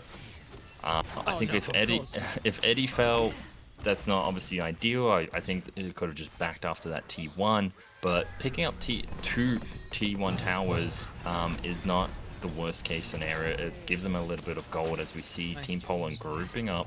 Blaziken catching, or almost catching the Shinken. He had to use his ult to kind of get out of the stun, so a bit of a wash at the moment. Team Poland grouping up, obviously getting those Guan heals, which right now are coming in very big, and he's just being a nuisance. Beautiful pluck there from Big Bold Man, who threw the Nem in, and now Godie's up in the air, goes down, misses unfortunately, but Big Bold Man is not done. He's still trying to get into that backline with Sun Wukong now expending his ult. So Team Norway trying to just stay back, trying to kind of heal up from this hell, because they do not want to take this fight. They really can't try and do so. Norway, though, like you mentioned, were able to stay alive. Beads were expended on Chronophorus to get out of the ultimate from Cupid, so everyone is still starting to stick around. The main thing is, though, is this is a fairly even-looking fight, but not quite so from a CC point of view. The beads coming through from the Wukong just a little bit too late, so Insane will end up falling for a pick here that has been looking in this extended engagement. Norway tried to stick around just a little too long, try and push Poland away, and with this lead, Poland, they ain't looking at Pyromancer, they're going for fire here. Fairly early Fire Giant, but this kind of thing will be able to break the game a little bit wider open. It's only a 3k gold lead for now, but Poland, they're aware of this, they're giving this up, and they're going for Oni, which is a huge saving grace. It's at least something for Team Norway to kind of, or to get something back into this. I mean, they're struggling as is, but at least getting that Gold Fury, it kind of evens it out. But I want to go back to sure.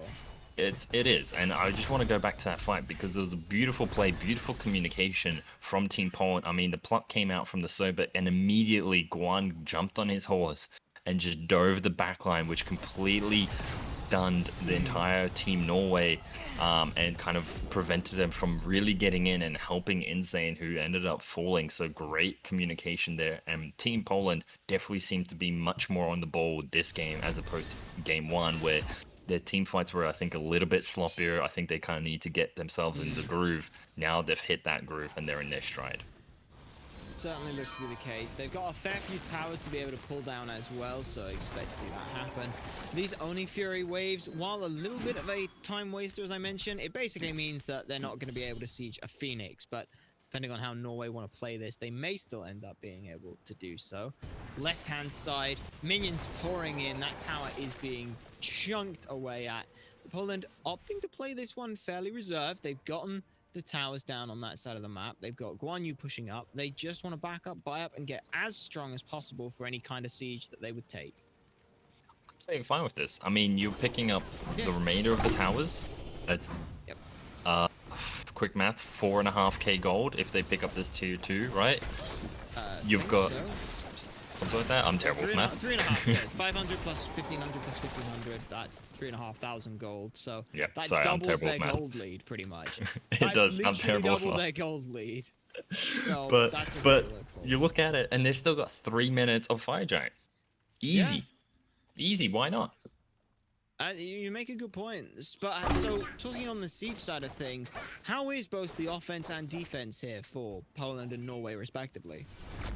They've both got fantastic when it comes to sieging, both offensively, defensively, doesn't matter how you put it. The Sobek, the Guan, I think have been so far already a fantastic tandem. You see it right there, Big Bowman blinks, plucks, forces Ram to beads, so he's immediately now having to sit back a little bit. Oh, but hang on, there's a turnaround attempt, but no, Xing Chen gets put down before he can finish the ultimate.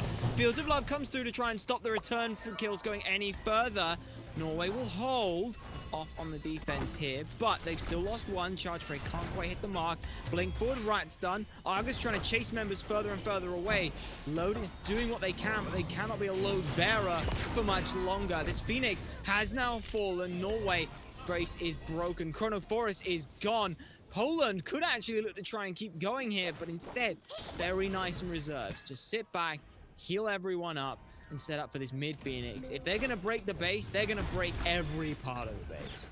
Yeah, and they can. I mean, they've got the Guan. He's still alive. He's very tanky, and he's just going to kind of sit back along with the Fire Giant. They've got that regen. You see the Guan heals being popped. So a lot to ask for from Team Norway, but I think they can do it with the Xingjian and Sun Wukong still up. And you see Blaziken, he will fall, gets blown up. Big Boldman's going to fall as well. So beautiful 2 kills there from Team Norway. And now that sent Poland packing and running. So far, so good. Norway not going to give up the chase here. They will be able to pick up one more for their troubles. Lord will find the shutdown. And unfortunate there for Poland. We saw Goldie try and just heal up off the back camp for as long as possible. But unfortunately, the moment they turn back up into the fight, they're pushed out as a TKO. And at that point, no one's able to spend any time. Besides you, needs to try and get damage onto the Phoenix, but never got the option. Some fantastic work from Insane being able to knock them up and disrupt them. Now, looks like Norway are actually going to try and push a little bit further themselves. They've got minions here, and as long as they've got Ram hitting it down, that's mid Phoenix going the way of Norway. So Phoenix for Phoenix, but mid to right side is the difference. Does this favor either one of these 2 teams here? I think this favors a little bit more Team Norway. With Poland having the lead, Norway being able to get that mid Phoenix helps them so much, because now Poland have to be wary of that. They obviously don't want the fire minions kind of barreling down mid lane and slowly kind of chipping away at their Titans. So this really opens up the door for Norway, who had a fantastic defense, and I'm glad that they did what they did and get that mid Phoenix with only 2 members up for Team Poland. That was their window, and they capitalized as best as they could, because there was nothing else that they could do. So a fantastic play, and I really like that they did it in mid and not one of the other lanes. Maybe duo, but mid was the best. Well, now we're going to see whether or not these 2 teams are going to take a straight Fire Giant dance. For now, Poland will just secure themselves the easy farm of the Pyromancer, and Norway are willing to let that one go. They have got 2 fire waves pushing up on the right-hand side, so they will have to send someone to clear that. And that looks like that's go time for Poland, trying to pull one in. Wukong goes to the backside of things, and Fire Giant starts helping out with those magma pools down. But now we're on for the sustain game here, and that's what both teams are going to do. So strap in, we're going to be looking at this Fire Giant for the next 25 minutes. Anybody want to do a Starbucks run? I mean, if someone's willing, I won't say no. If you can pick me up one of those cash machines, I've been kind of meaning to refill mine. So if you can grab me one of those, that'd be great. That said, you can see on the refill for both teams looking to just deal with their fire minion waves. Norway not able to use that time where they see a 4v5 to take anything, and now Blaziken starting to put poke. This is, the longer this takes, I feel the better it is for Poland, because they can get their ultimates back up faster. In fact, actually, they do have the ultimates back up. And the Guan Yu, you can start and end the fight with that. Definitely can, and we've seen Blaziken just kind of running people down literally on his horse. So he's so far done a fantastic job. So wait for his initiation. It's essentially Big Boldman blink plucking. As we see there, he goes in, forces the beads, goes into it so he can get out. That's so and defensive. Now, yep. Now everyone's trying to go on the defensive side. Rat turns back on the side. Can't quite land it in time to meet the Ram. Out comes the Cursed on to try and push everyone away. Everyone's getting dove in the backside of things. Ram, though, can't deal with Blaziken. Doesn't have the HP for that one. Blink forward. Zakobana finds Nemesis. And everything's falling apart for Norway. Insane does pick up the Guan Yu, but it might be too little too late. They just have to hell. Insane, though, gets a double kill. And now it's 2 for 2. And with the sustain gone for Poland, they have to back this one up. The hell will keep everyone else topped up, so it doesn't matter who that is. Insane trying to poke away at this Cupid, as we see on the front side of things. The Jing Chen blinks forward, finds the pancake flip, and that's a great look. They may find themselves another pick, turning it to a 3 for 1. They do. Eddie 666 turns that one around. Phoenix has respawned for Norway as well, so there's no worries about fire minions. They can just have free reign, and they'll be able to invade on the left-hand side and pick up their first Primal Fury, which helps them on these Fire Giant sieges. It does, it definitely will. And immediately, one thing I noticed from that entire team fight, beautifully played, I think, from both teams, specifically Team Norway, was where was the Cupid? I didn't see the Cupid. It was defensive. It was It, so defensive. he was, and beside you, he had I think a very strong game on the Hachiman. Probably not as big as Load, but so far on this Cupid, he's just hasn't really done enough. Has the 10 assists, which is fine for a Cupid because you have that AoE damage.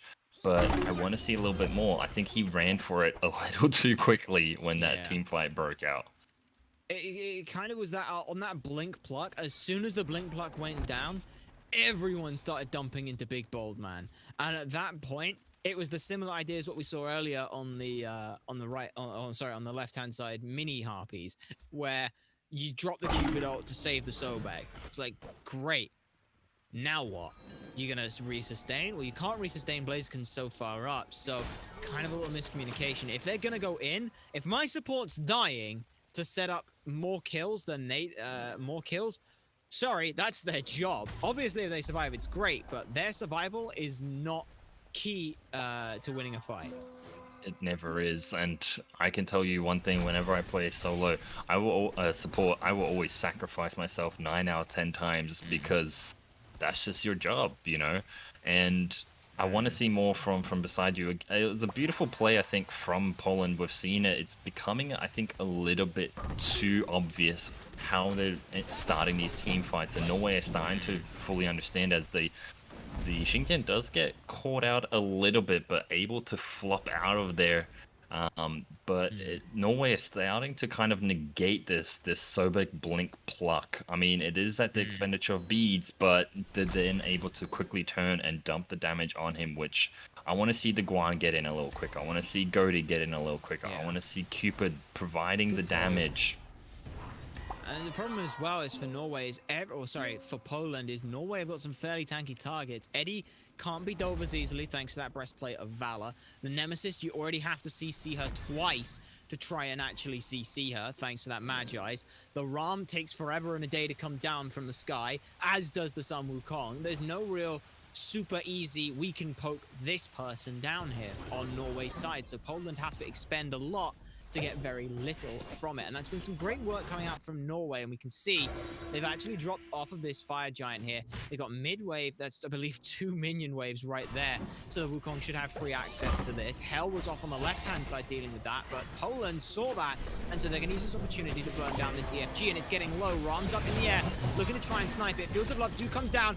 Poland do manage to secure themselves the enhanced fire giant, and they'll pick up the Nemesis on the return kill.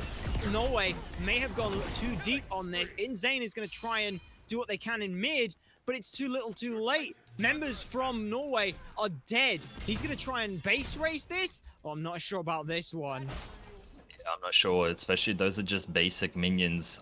Even as with how many you have there, I don't think it's enough, and Norway kind of got caught with their pants down a little bit there, being too split up, as we saw Insane pushing down mid lane, and we saw actually the Hell coming just out of base, so basically 3 members were around that fire giant with 5 members of Poland, so not the numbers you want. Insane going in on the Cupid, dishing out the damage Hell's down. She goes Hell's down very That's quickly. huge for them. Now Insane does force everyone back, but look at the HP bars on the members, the only 2 members of Norway that are up. Wukong's doing what he can to just try and waste everyone's time, but the dashes are good, and beside you secures that one. 4 members now strong versus 3. No, made that 5 members, because we're going to see Blaze can make the rotation as well. These 3 do have a good bit of CC between them, but it's not going to be the best of times. Nemesis has the Magi's pop. Phoenix is gone. There's the blink, there's the pluck, and there's the damage follow-up. Boldman does secure the kill. Members and HP bars are way too low from Norway.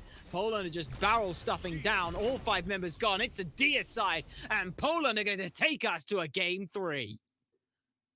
Fantastic job from Poland. Congrats there, picking up game 2. And it all went off of that kind of sloppy play of Team Norway just being divided. I mean, you cannot have 3 members sitting on Fire Giant when you've got 5 members of Poland basically sitting opposite you. Have one charging down for the mid Phoenix and the other coming out of base. That simply cannot happen. It will get punished. It did get punished.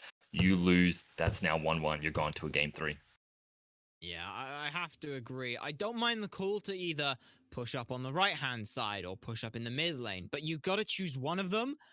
and not both of them, because like we saw, the both option leads to Poland just going, well, it's a 3v5 on EFG. We can take that. We can afford to lose a mid Phoenix because he can't end. We can afford to have left side pushed up because we can just push it up ourselves. So really unfortunate look there. I liked what we did see coming out from Norway towards the later stages, but that one unfortunate call on things just ended up catching them out too much, and Poland capitalized on it perfectly. So I think for me that's the bigger point, is Poland capitalizing on it, because anyone can make a mistake. Not everyone can punish you for that mistake. No doubt. I don't think I could have said it any better, but congratulations to Poland. They did a fantastic job in game 2 to bring it back. So we're now tied 1-1. We will be back for game 3 and the final game of this set. So give us 5 minutes. We'll be back and we'll see you there.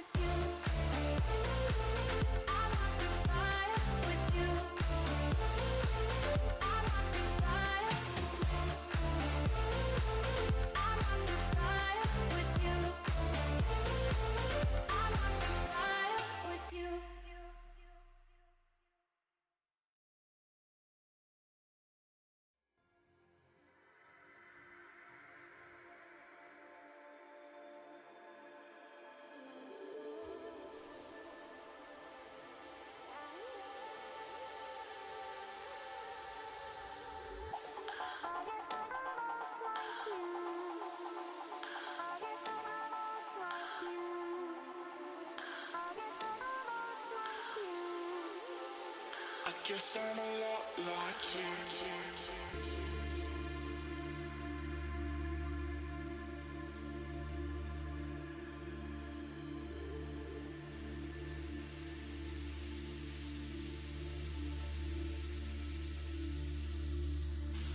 As you sit and breathe, something or another is more vivid. Something or another is more distinct. And it's quite obvious where your attention needs to go.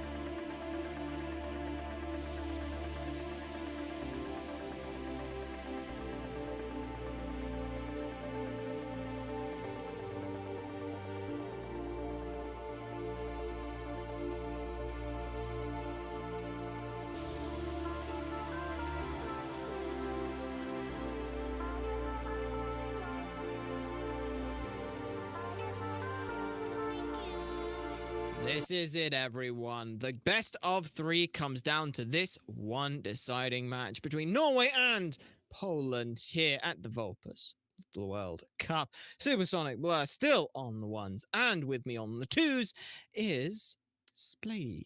No, I did it again. I've got your name now wrong. It's Spready. I'm thinking Spacey. I'm thinking Slaney. One day I'll get it right. One day I'll actually remember names. It doesn't bother me that much, but as we go, It does. It's me.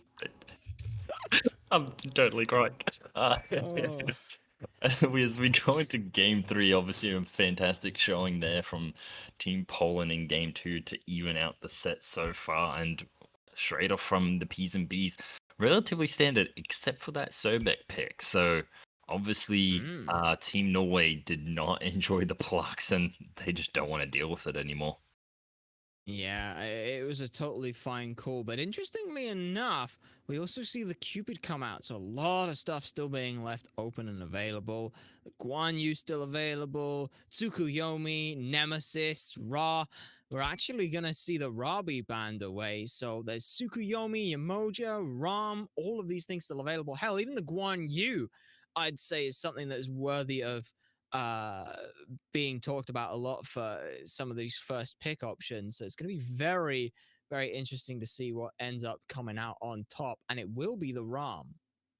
Yes, Load picking up the Ram for a third time, and honestly, I don't hate the pick because he's done so well with it all three games. I'm definitely interested in the Cupid ban. I don't think beside you had that stellar of a game, but maybe there's something actually in the game that it was more of a nuisance than stats kind of led onto, right? That can sometimes be the case. But Blaziken going back to the Guan Yu and Hera being picked up again for Zakabanan. So far both teams kind of going to what they've already tried and what's I think essentially worked for them. Yeah, I've got to agree with you here. This Hera was absolutely fantastic. Blaziken pretty much was a showstopper coming out on this Guan Yu and the rotations they had. So there's so much potential for these two gods, especially with their ult cooldowns being on such short timers. They've really been able to just show up and shut up anyone who tries to put up a fight, as it were. We'll have to see whether or not that ends up working out in their favor again going forward. Still waiting on the next two picks going on the side of Norway. The Tsukuyomi's still available. I'd be surprised if he doesn't get picked up here, but what else really would you be wanting to look at?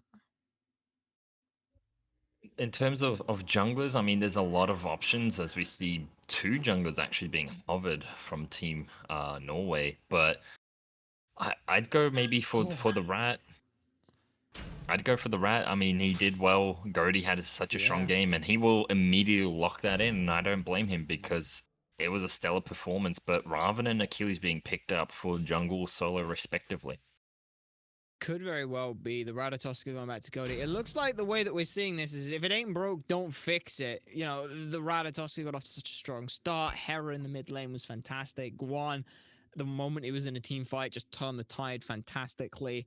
And now we get to see Poland look at more targeted bans. They're banning away the hell. We know that Poland are going to have a new duo lane, so maybe it's time as we see some new gods in the mid lane for Norway as well.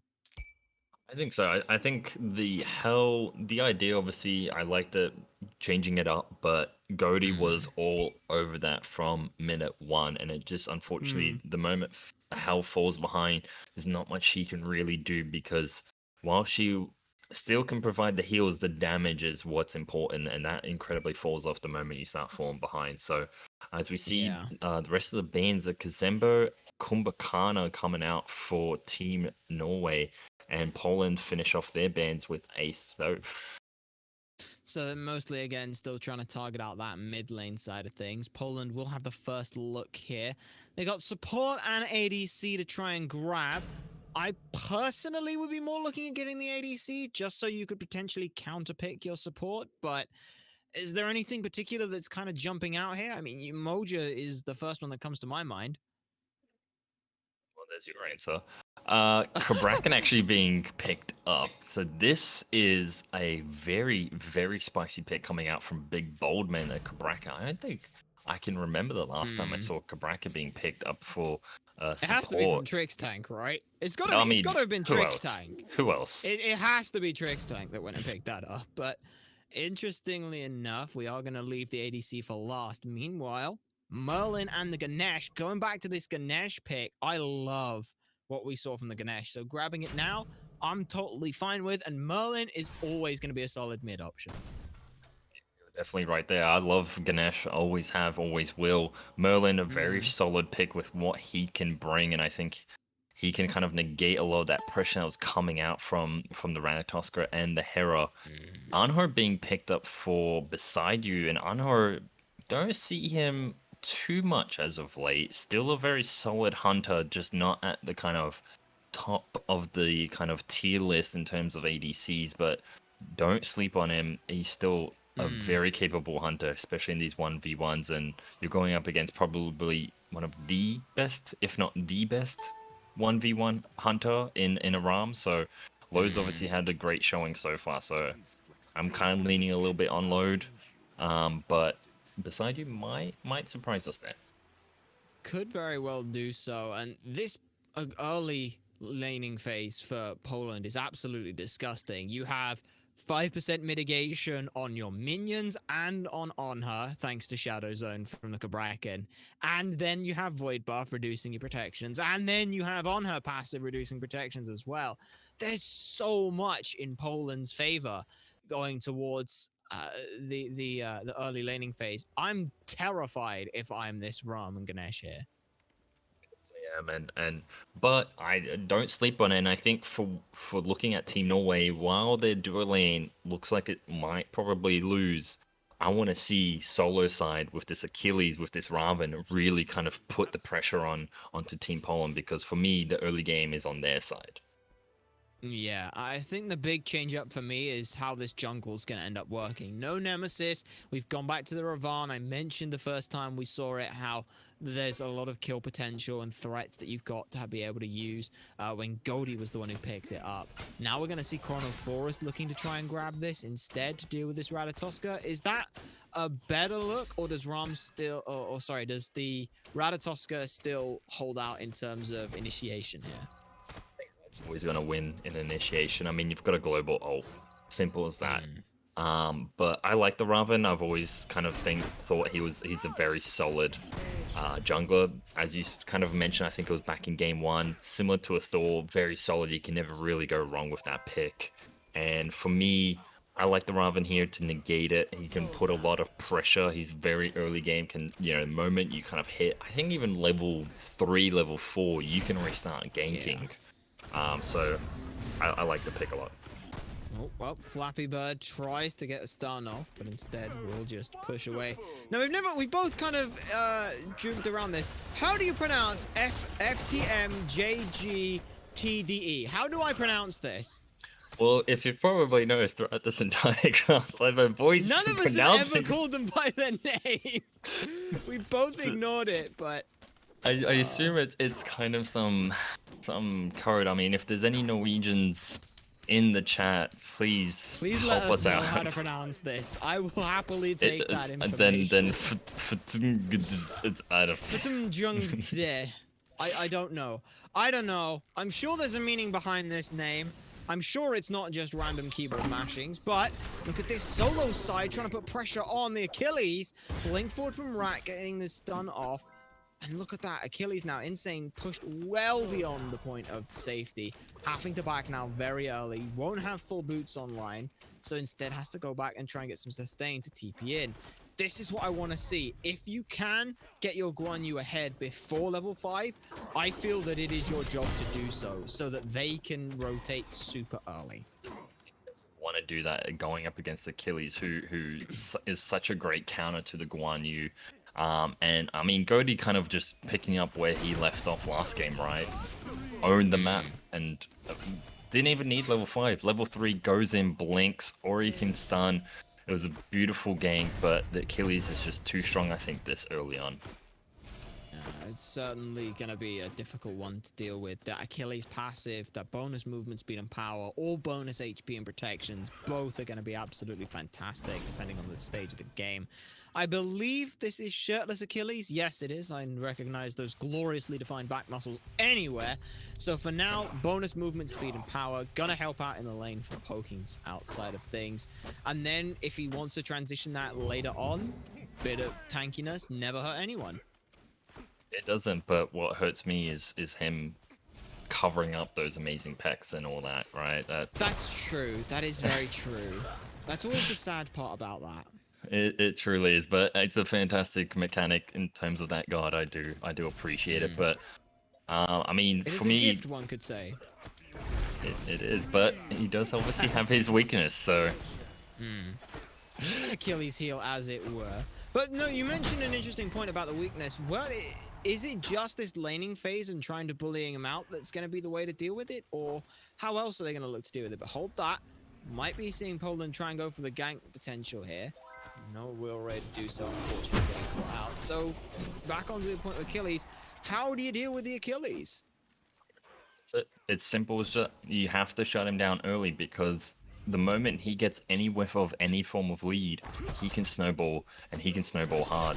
That's just Achilles' way. And at the moment, I believe the Guan does have a slight XP lead, but as you can see from the damage, I mean, Guan got a little bit trigger finger happy there on that one.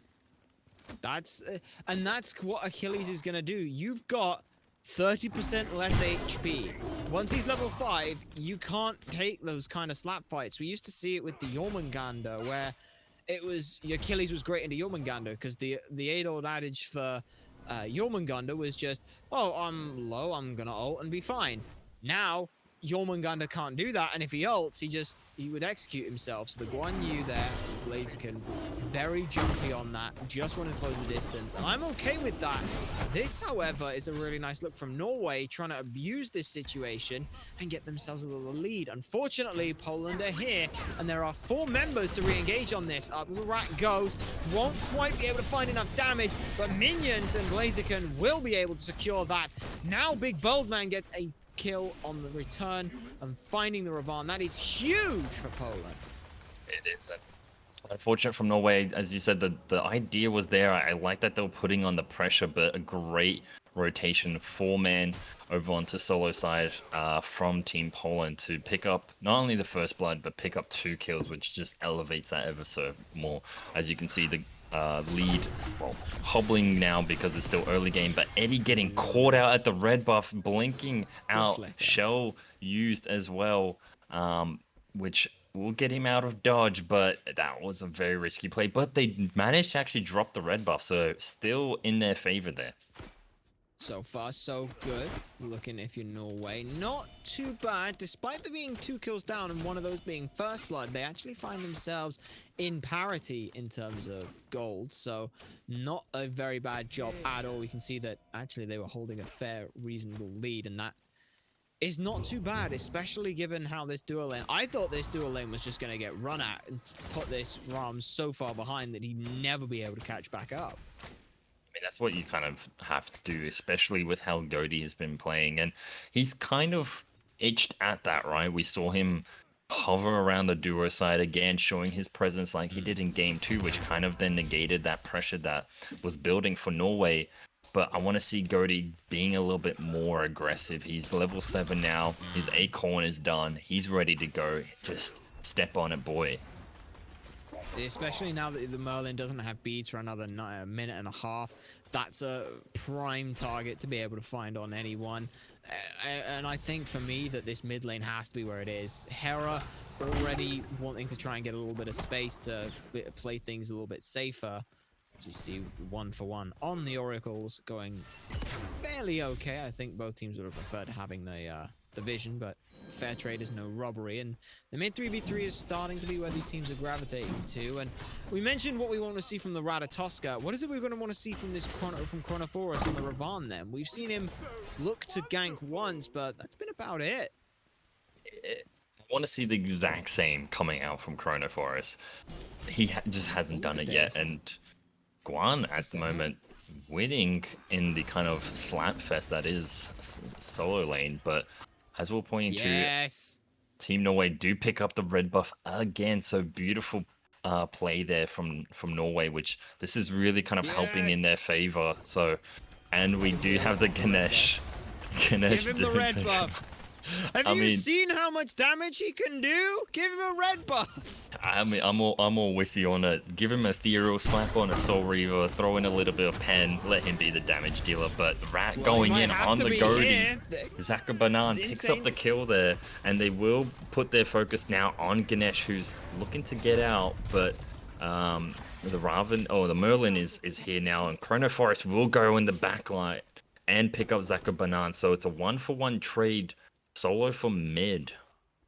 That's not too bad a trade out, both at level 9, so no real change up there. The main thing that you're looking at is whether or not Insane is more impactful to a Hera.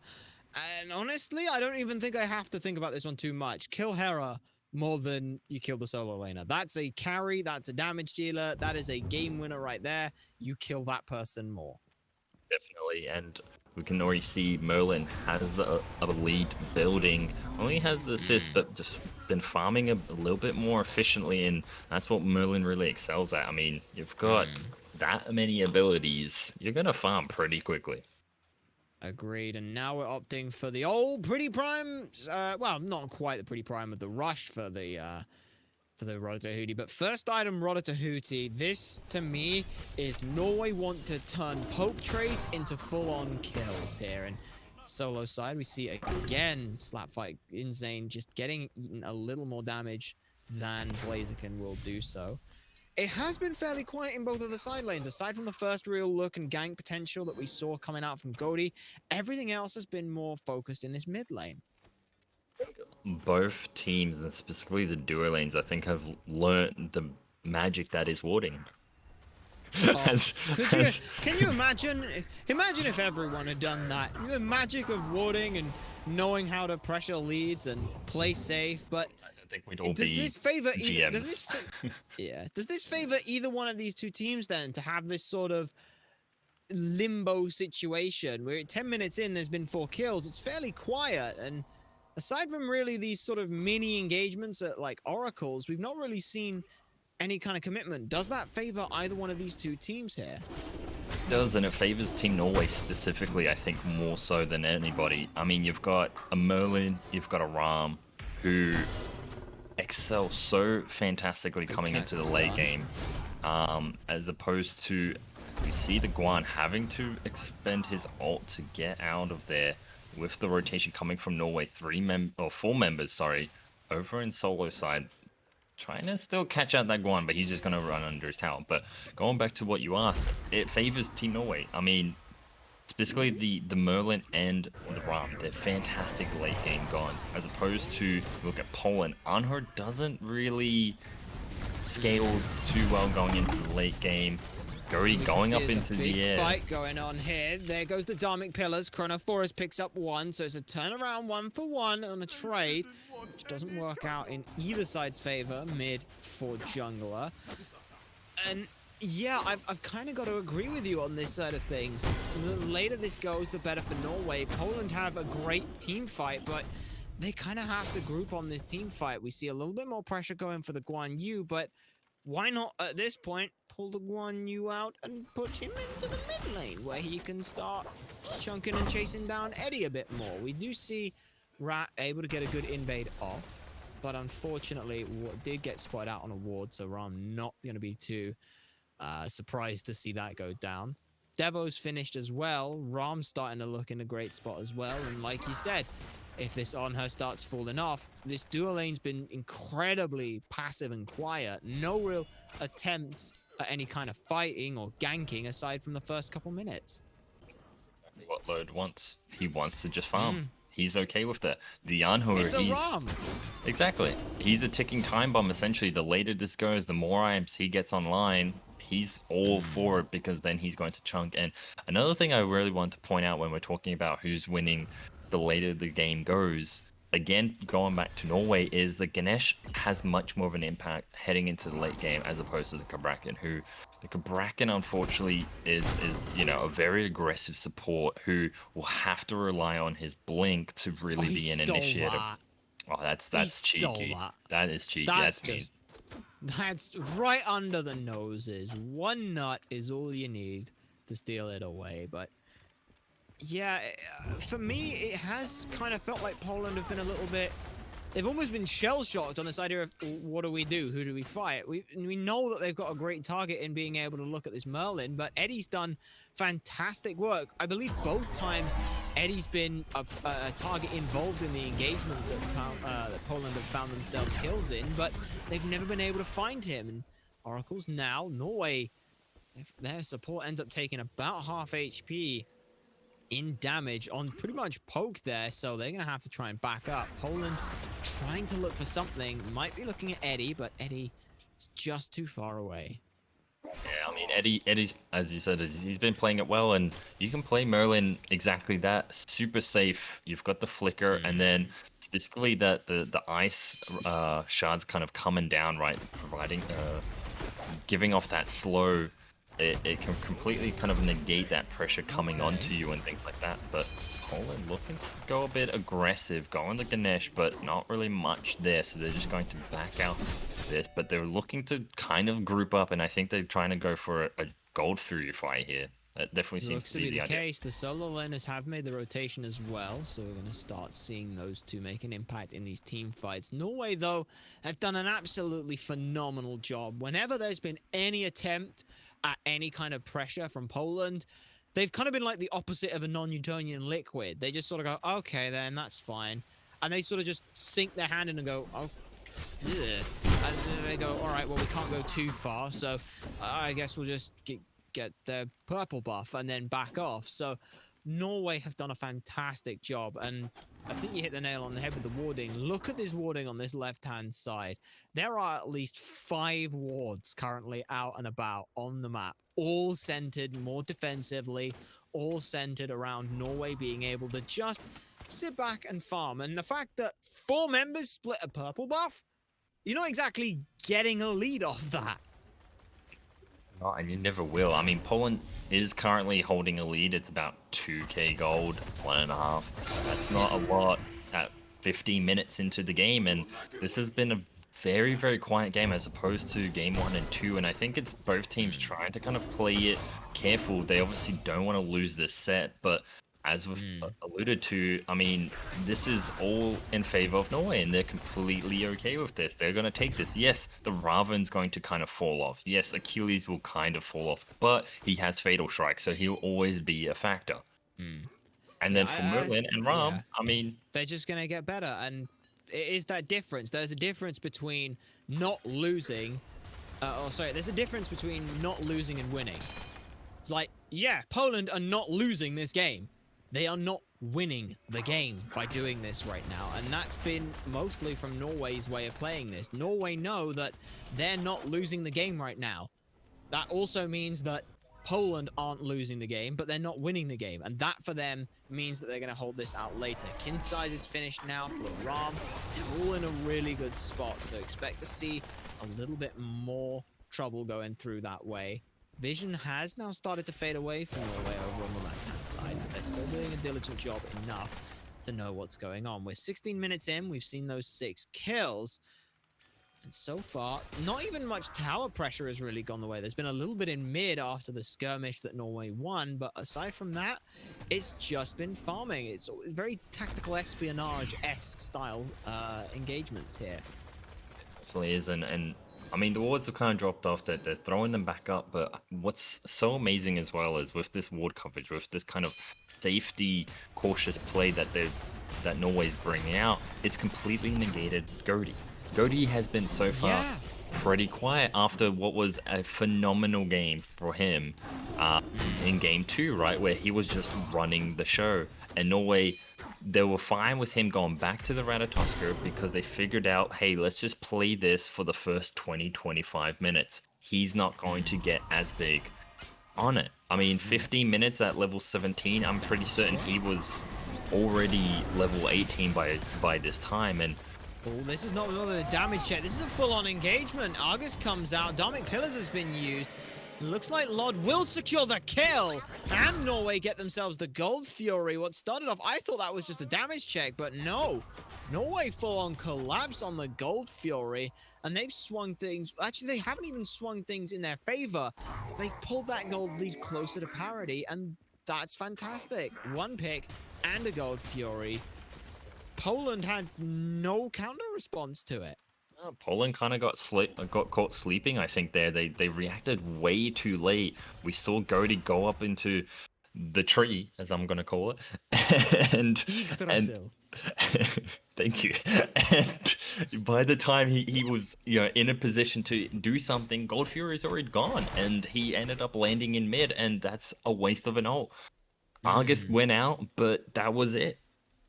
Nothing, no follow-up, and so Poland, very, very poor, very, very sloppy from them. Norway, I'm pretty certain that was a damage check and a response check. Continued on. And a response check, and they realized, hey, Poland's not going for this. Let's just take it. Why not?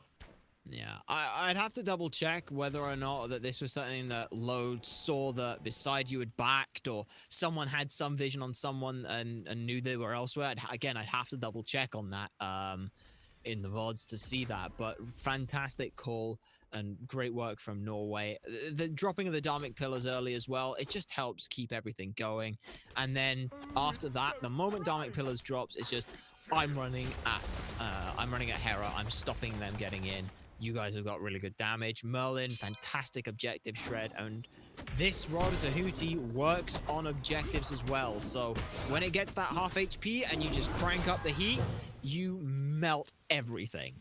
You see a bit of aggression in solo lane. Out comes the cavalry charge that will be used, and now Norway can try and find something else. They don't have any Pyromancer to go to. That was already taken by Poland, who snuck that one away, but again, we're still just seeing this sort of passive farming look situation here. There's a 2-level lead in mid. Use it. I'm starting to sound like an NA caster now. There is, and unfortunately, that's the only lead that Norway really has. If you look solo, Poland, jungle, Poland. They're going again on this Guan, who stuck around after expending his ult, and he's now getting caught in no man's land. He He's is. just wasting as much time as possible. Fatal Strike won't be used to damage, but will be used to catch him up. Great 10-hand Shadow Fist for the root. Blaziken, though, is still alive, still wasting as much time as possible. Look at this. Can we just queue up Benny Hill at this point? Because Poland just secured themselves a Pyromancer. Blaziken's still alive, got the ult back up. No, he gets out because Cavalry Charge buys him enough time, and no one is prepared to chase that far. That is absolutely ridiculous. He's got teammates coming back around. He's out. Break it down. Break that one down for me. I'm done. I want to say what really kind of helped in there, and ladies and gentlemen, this is exactly why you build cooldown on a Guan Yu. Was that Genji's guard proc? No. Can't be. I'm not certain if it procced, but 30% cooldown, able to kind of just spam his abilities, which he's got, he's got the dash, he's got the heals, his ult is Someone clip already on a pretty low cooldown. Throw in 30%. I mean, that's montage worthy. I'd throw in, as you said, the Benny Hill, and let them go for a run. I'm sure Achilles and the Raven are huffing and puffing after that one, and they're clenching their fist. Blaziken, he's walking around with a massive grin on his face. Certainly, he's got to be laughing his way all the way. I would have been laugh spamming at that point. Now Poland find themselves up with a little bit more of a lead. Cavalry Charge forces Fatal Strike. There are 4 members around. Great Ohm silences the Mountain Dynamic Pillars, buys time. Meanwhile, Chrono Forest takes a trip over to the left-hand side, grabs on her, who died with ultimate available. That was a very quick look. No blink available, just 2 ults and a lot of damage. Use his bees, which is kind of the shocker for me that he didn't use the ult to at least do something, but a great rotation from Chrono Forest, who kind of saw what was happening in solo side, but now Poland have rotated over all the way over to duo. Chrono will fall, unfortunately, so Poland kind of bringing that back a little bit, and which is unfortunate for Norway. Yeah, you gotta be very careful now. Rom does have beads and Aegis, but no ult available. Still no tower pressure has been done from either of these two teams. We have another Fury available. Poland will secure the vision on it.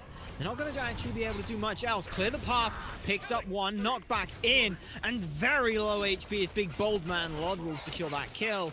And now everything that Poland had to start off a great initiation, Norway returns the favor. Fury already under half HP, and look at this thing evaporate so quickly. It's gone. Oh! Poland steal the gold, Fury! What? Zaka Banan with a beautiful play, just walking in there, pops the shield to kind of negate a lot of the damage, and says, "Thank you very much. I'll be taking that. Have a nice day."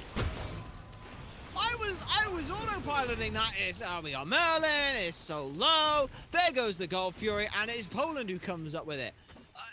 I don't understand how you can just let him walk up like that. Well, now we see Poland trying to hold on to what they've got. Norway are not happy about it with their 5 members. They're taking the 4v5 advantage. Let's see if they do this again here at Fire Giant this time. Guan Yu cannot get in, being zoned away. They've halted DPS kind of a little bit here. Big stun, though, onto Chrono Forest is huge in terms of damage numbers. Mystic Rush, he's in such a poor spot, but Lod finds the first kill. Eddie finds the second. 2 members down. Fire Giant still being leashed and will be picked up by Norway. They lose the Fury, but they then get the Fire Giant. Fantastic job, and throughout that entire fight, the Ganesh basically was sitting in the Fire Giant pit, taking all of that damage to keep that thing leashed on what was, I think, about 10% health. They managed to pick up those 2 kills, and Norway were like, "Oh, we've managed to keep Fire Giant super low. We'll quickly grab that, thank you." Grab a tier 1 in solo. The T1 is almost down in mid as well, but I don't know about this. Rotation has come out from Poland, so they're probably going to get caught out. The Ganesh will fall. No. Well, there goes the Ganesh. That was one of your front lines. Good news, though. It was only your Ganesh, and that's one of your front lines. So Fire Giant still on 4 members. Tier 1 tower in mid was sneezed on and has now since fallen.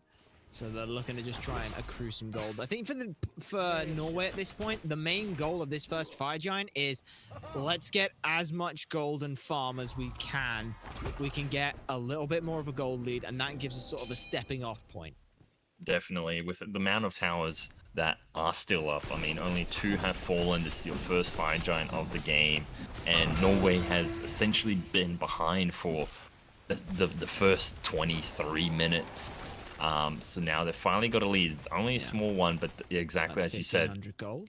This is now the time where you just take down the towers, take all the farm, all the gold that you possibly can, and this now puts you in a very good lead. As you can see, it's already growing. It's at 2,000 now. You get back, you build those items, and then you go for the push of the next Fire Giants once it spawns. Yeah, there's 6,000 gold locked away in those towers, 500 for every tier 1, 1,500 for every tier 2. So that's why you heard, there's 1,500, there's 3,000. So from that side of things, they've done fairly well to start doing that. They've had a 4,000 gold swing, put themselves in the lead quite nicely and comfortably. In terms of setting up for the rest of this, though, for me, it's all focused on the Ram. Ram is the damage dealer for objectives for structures.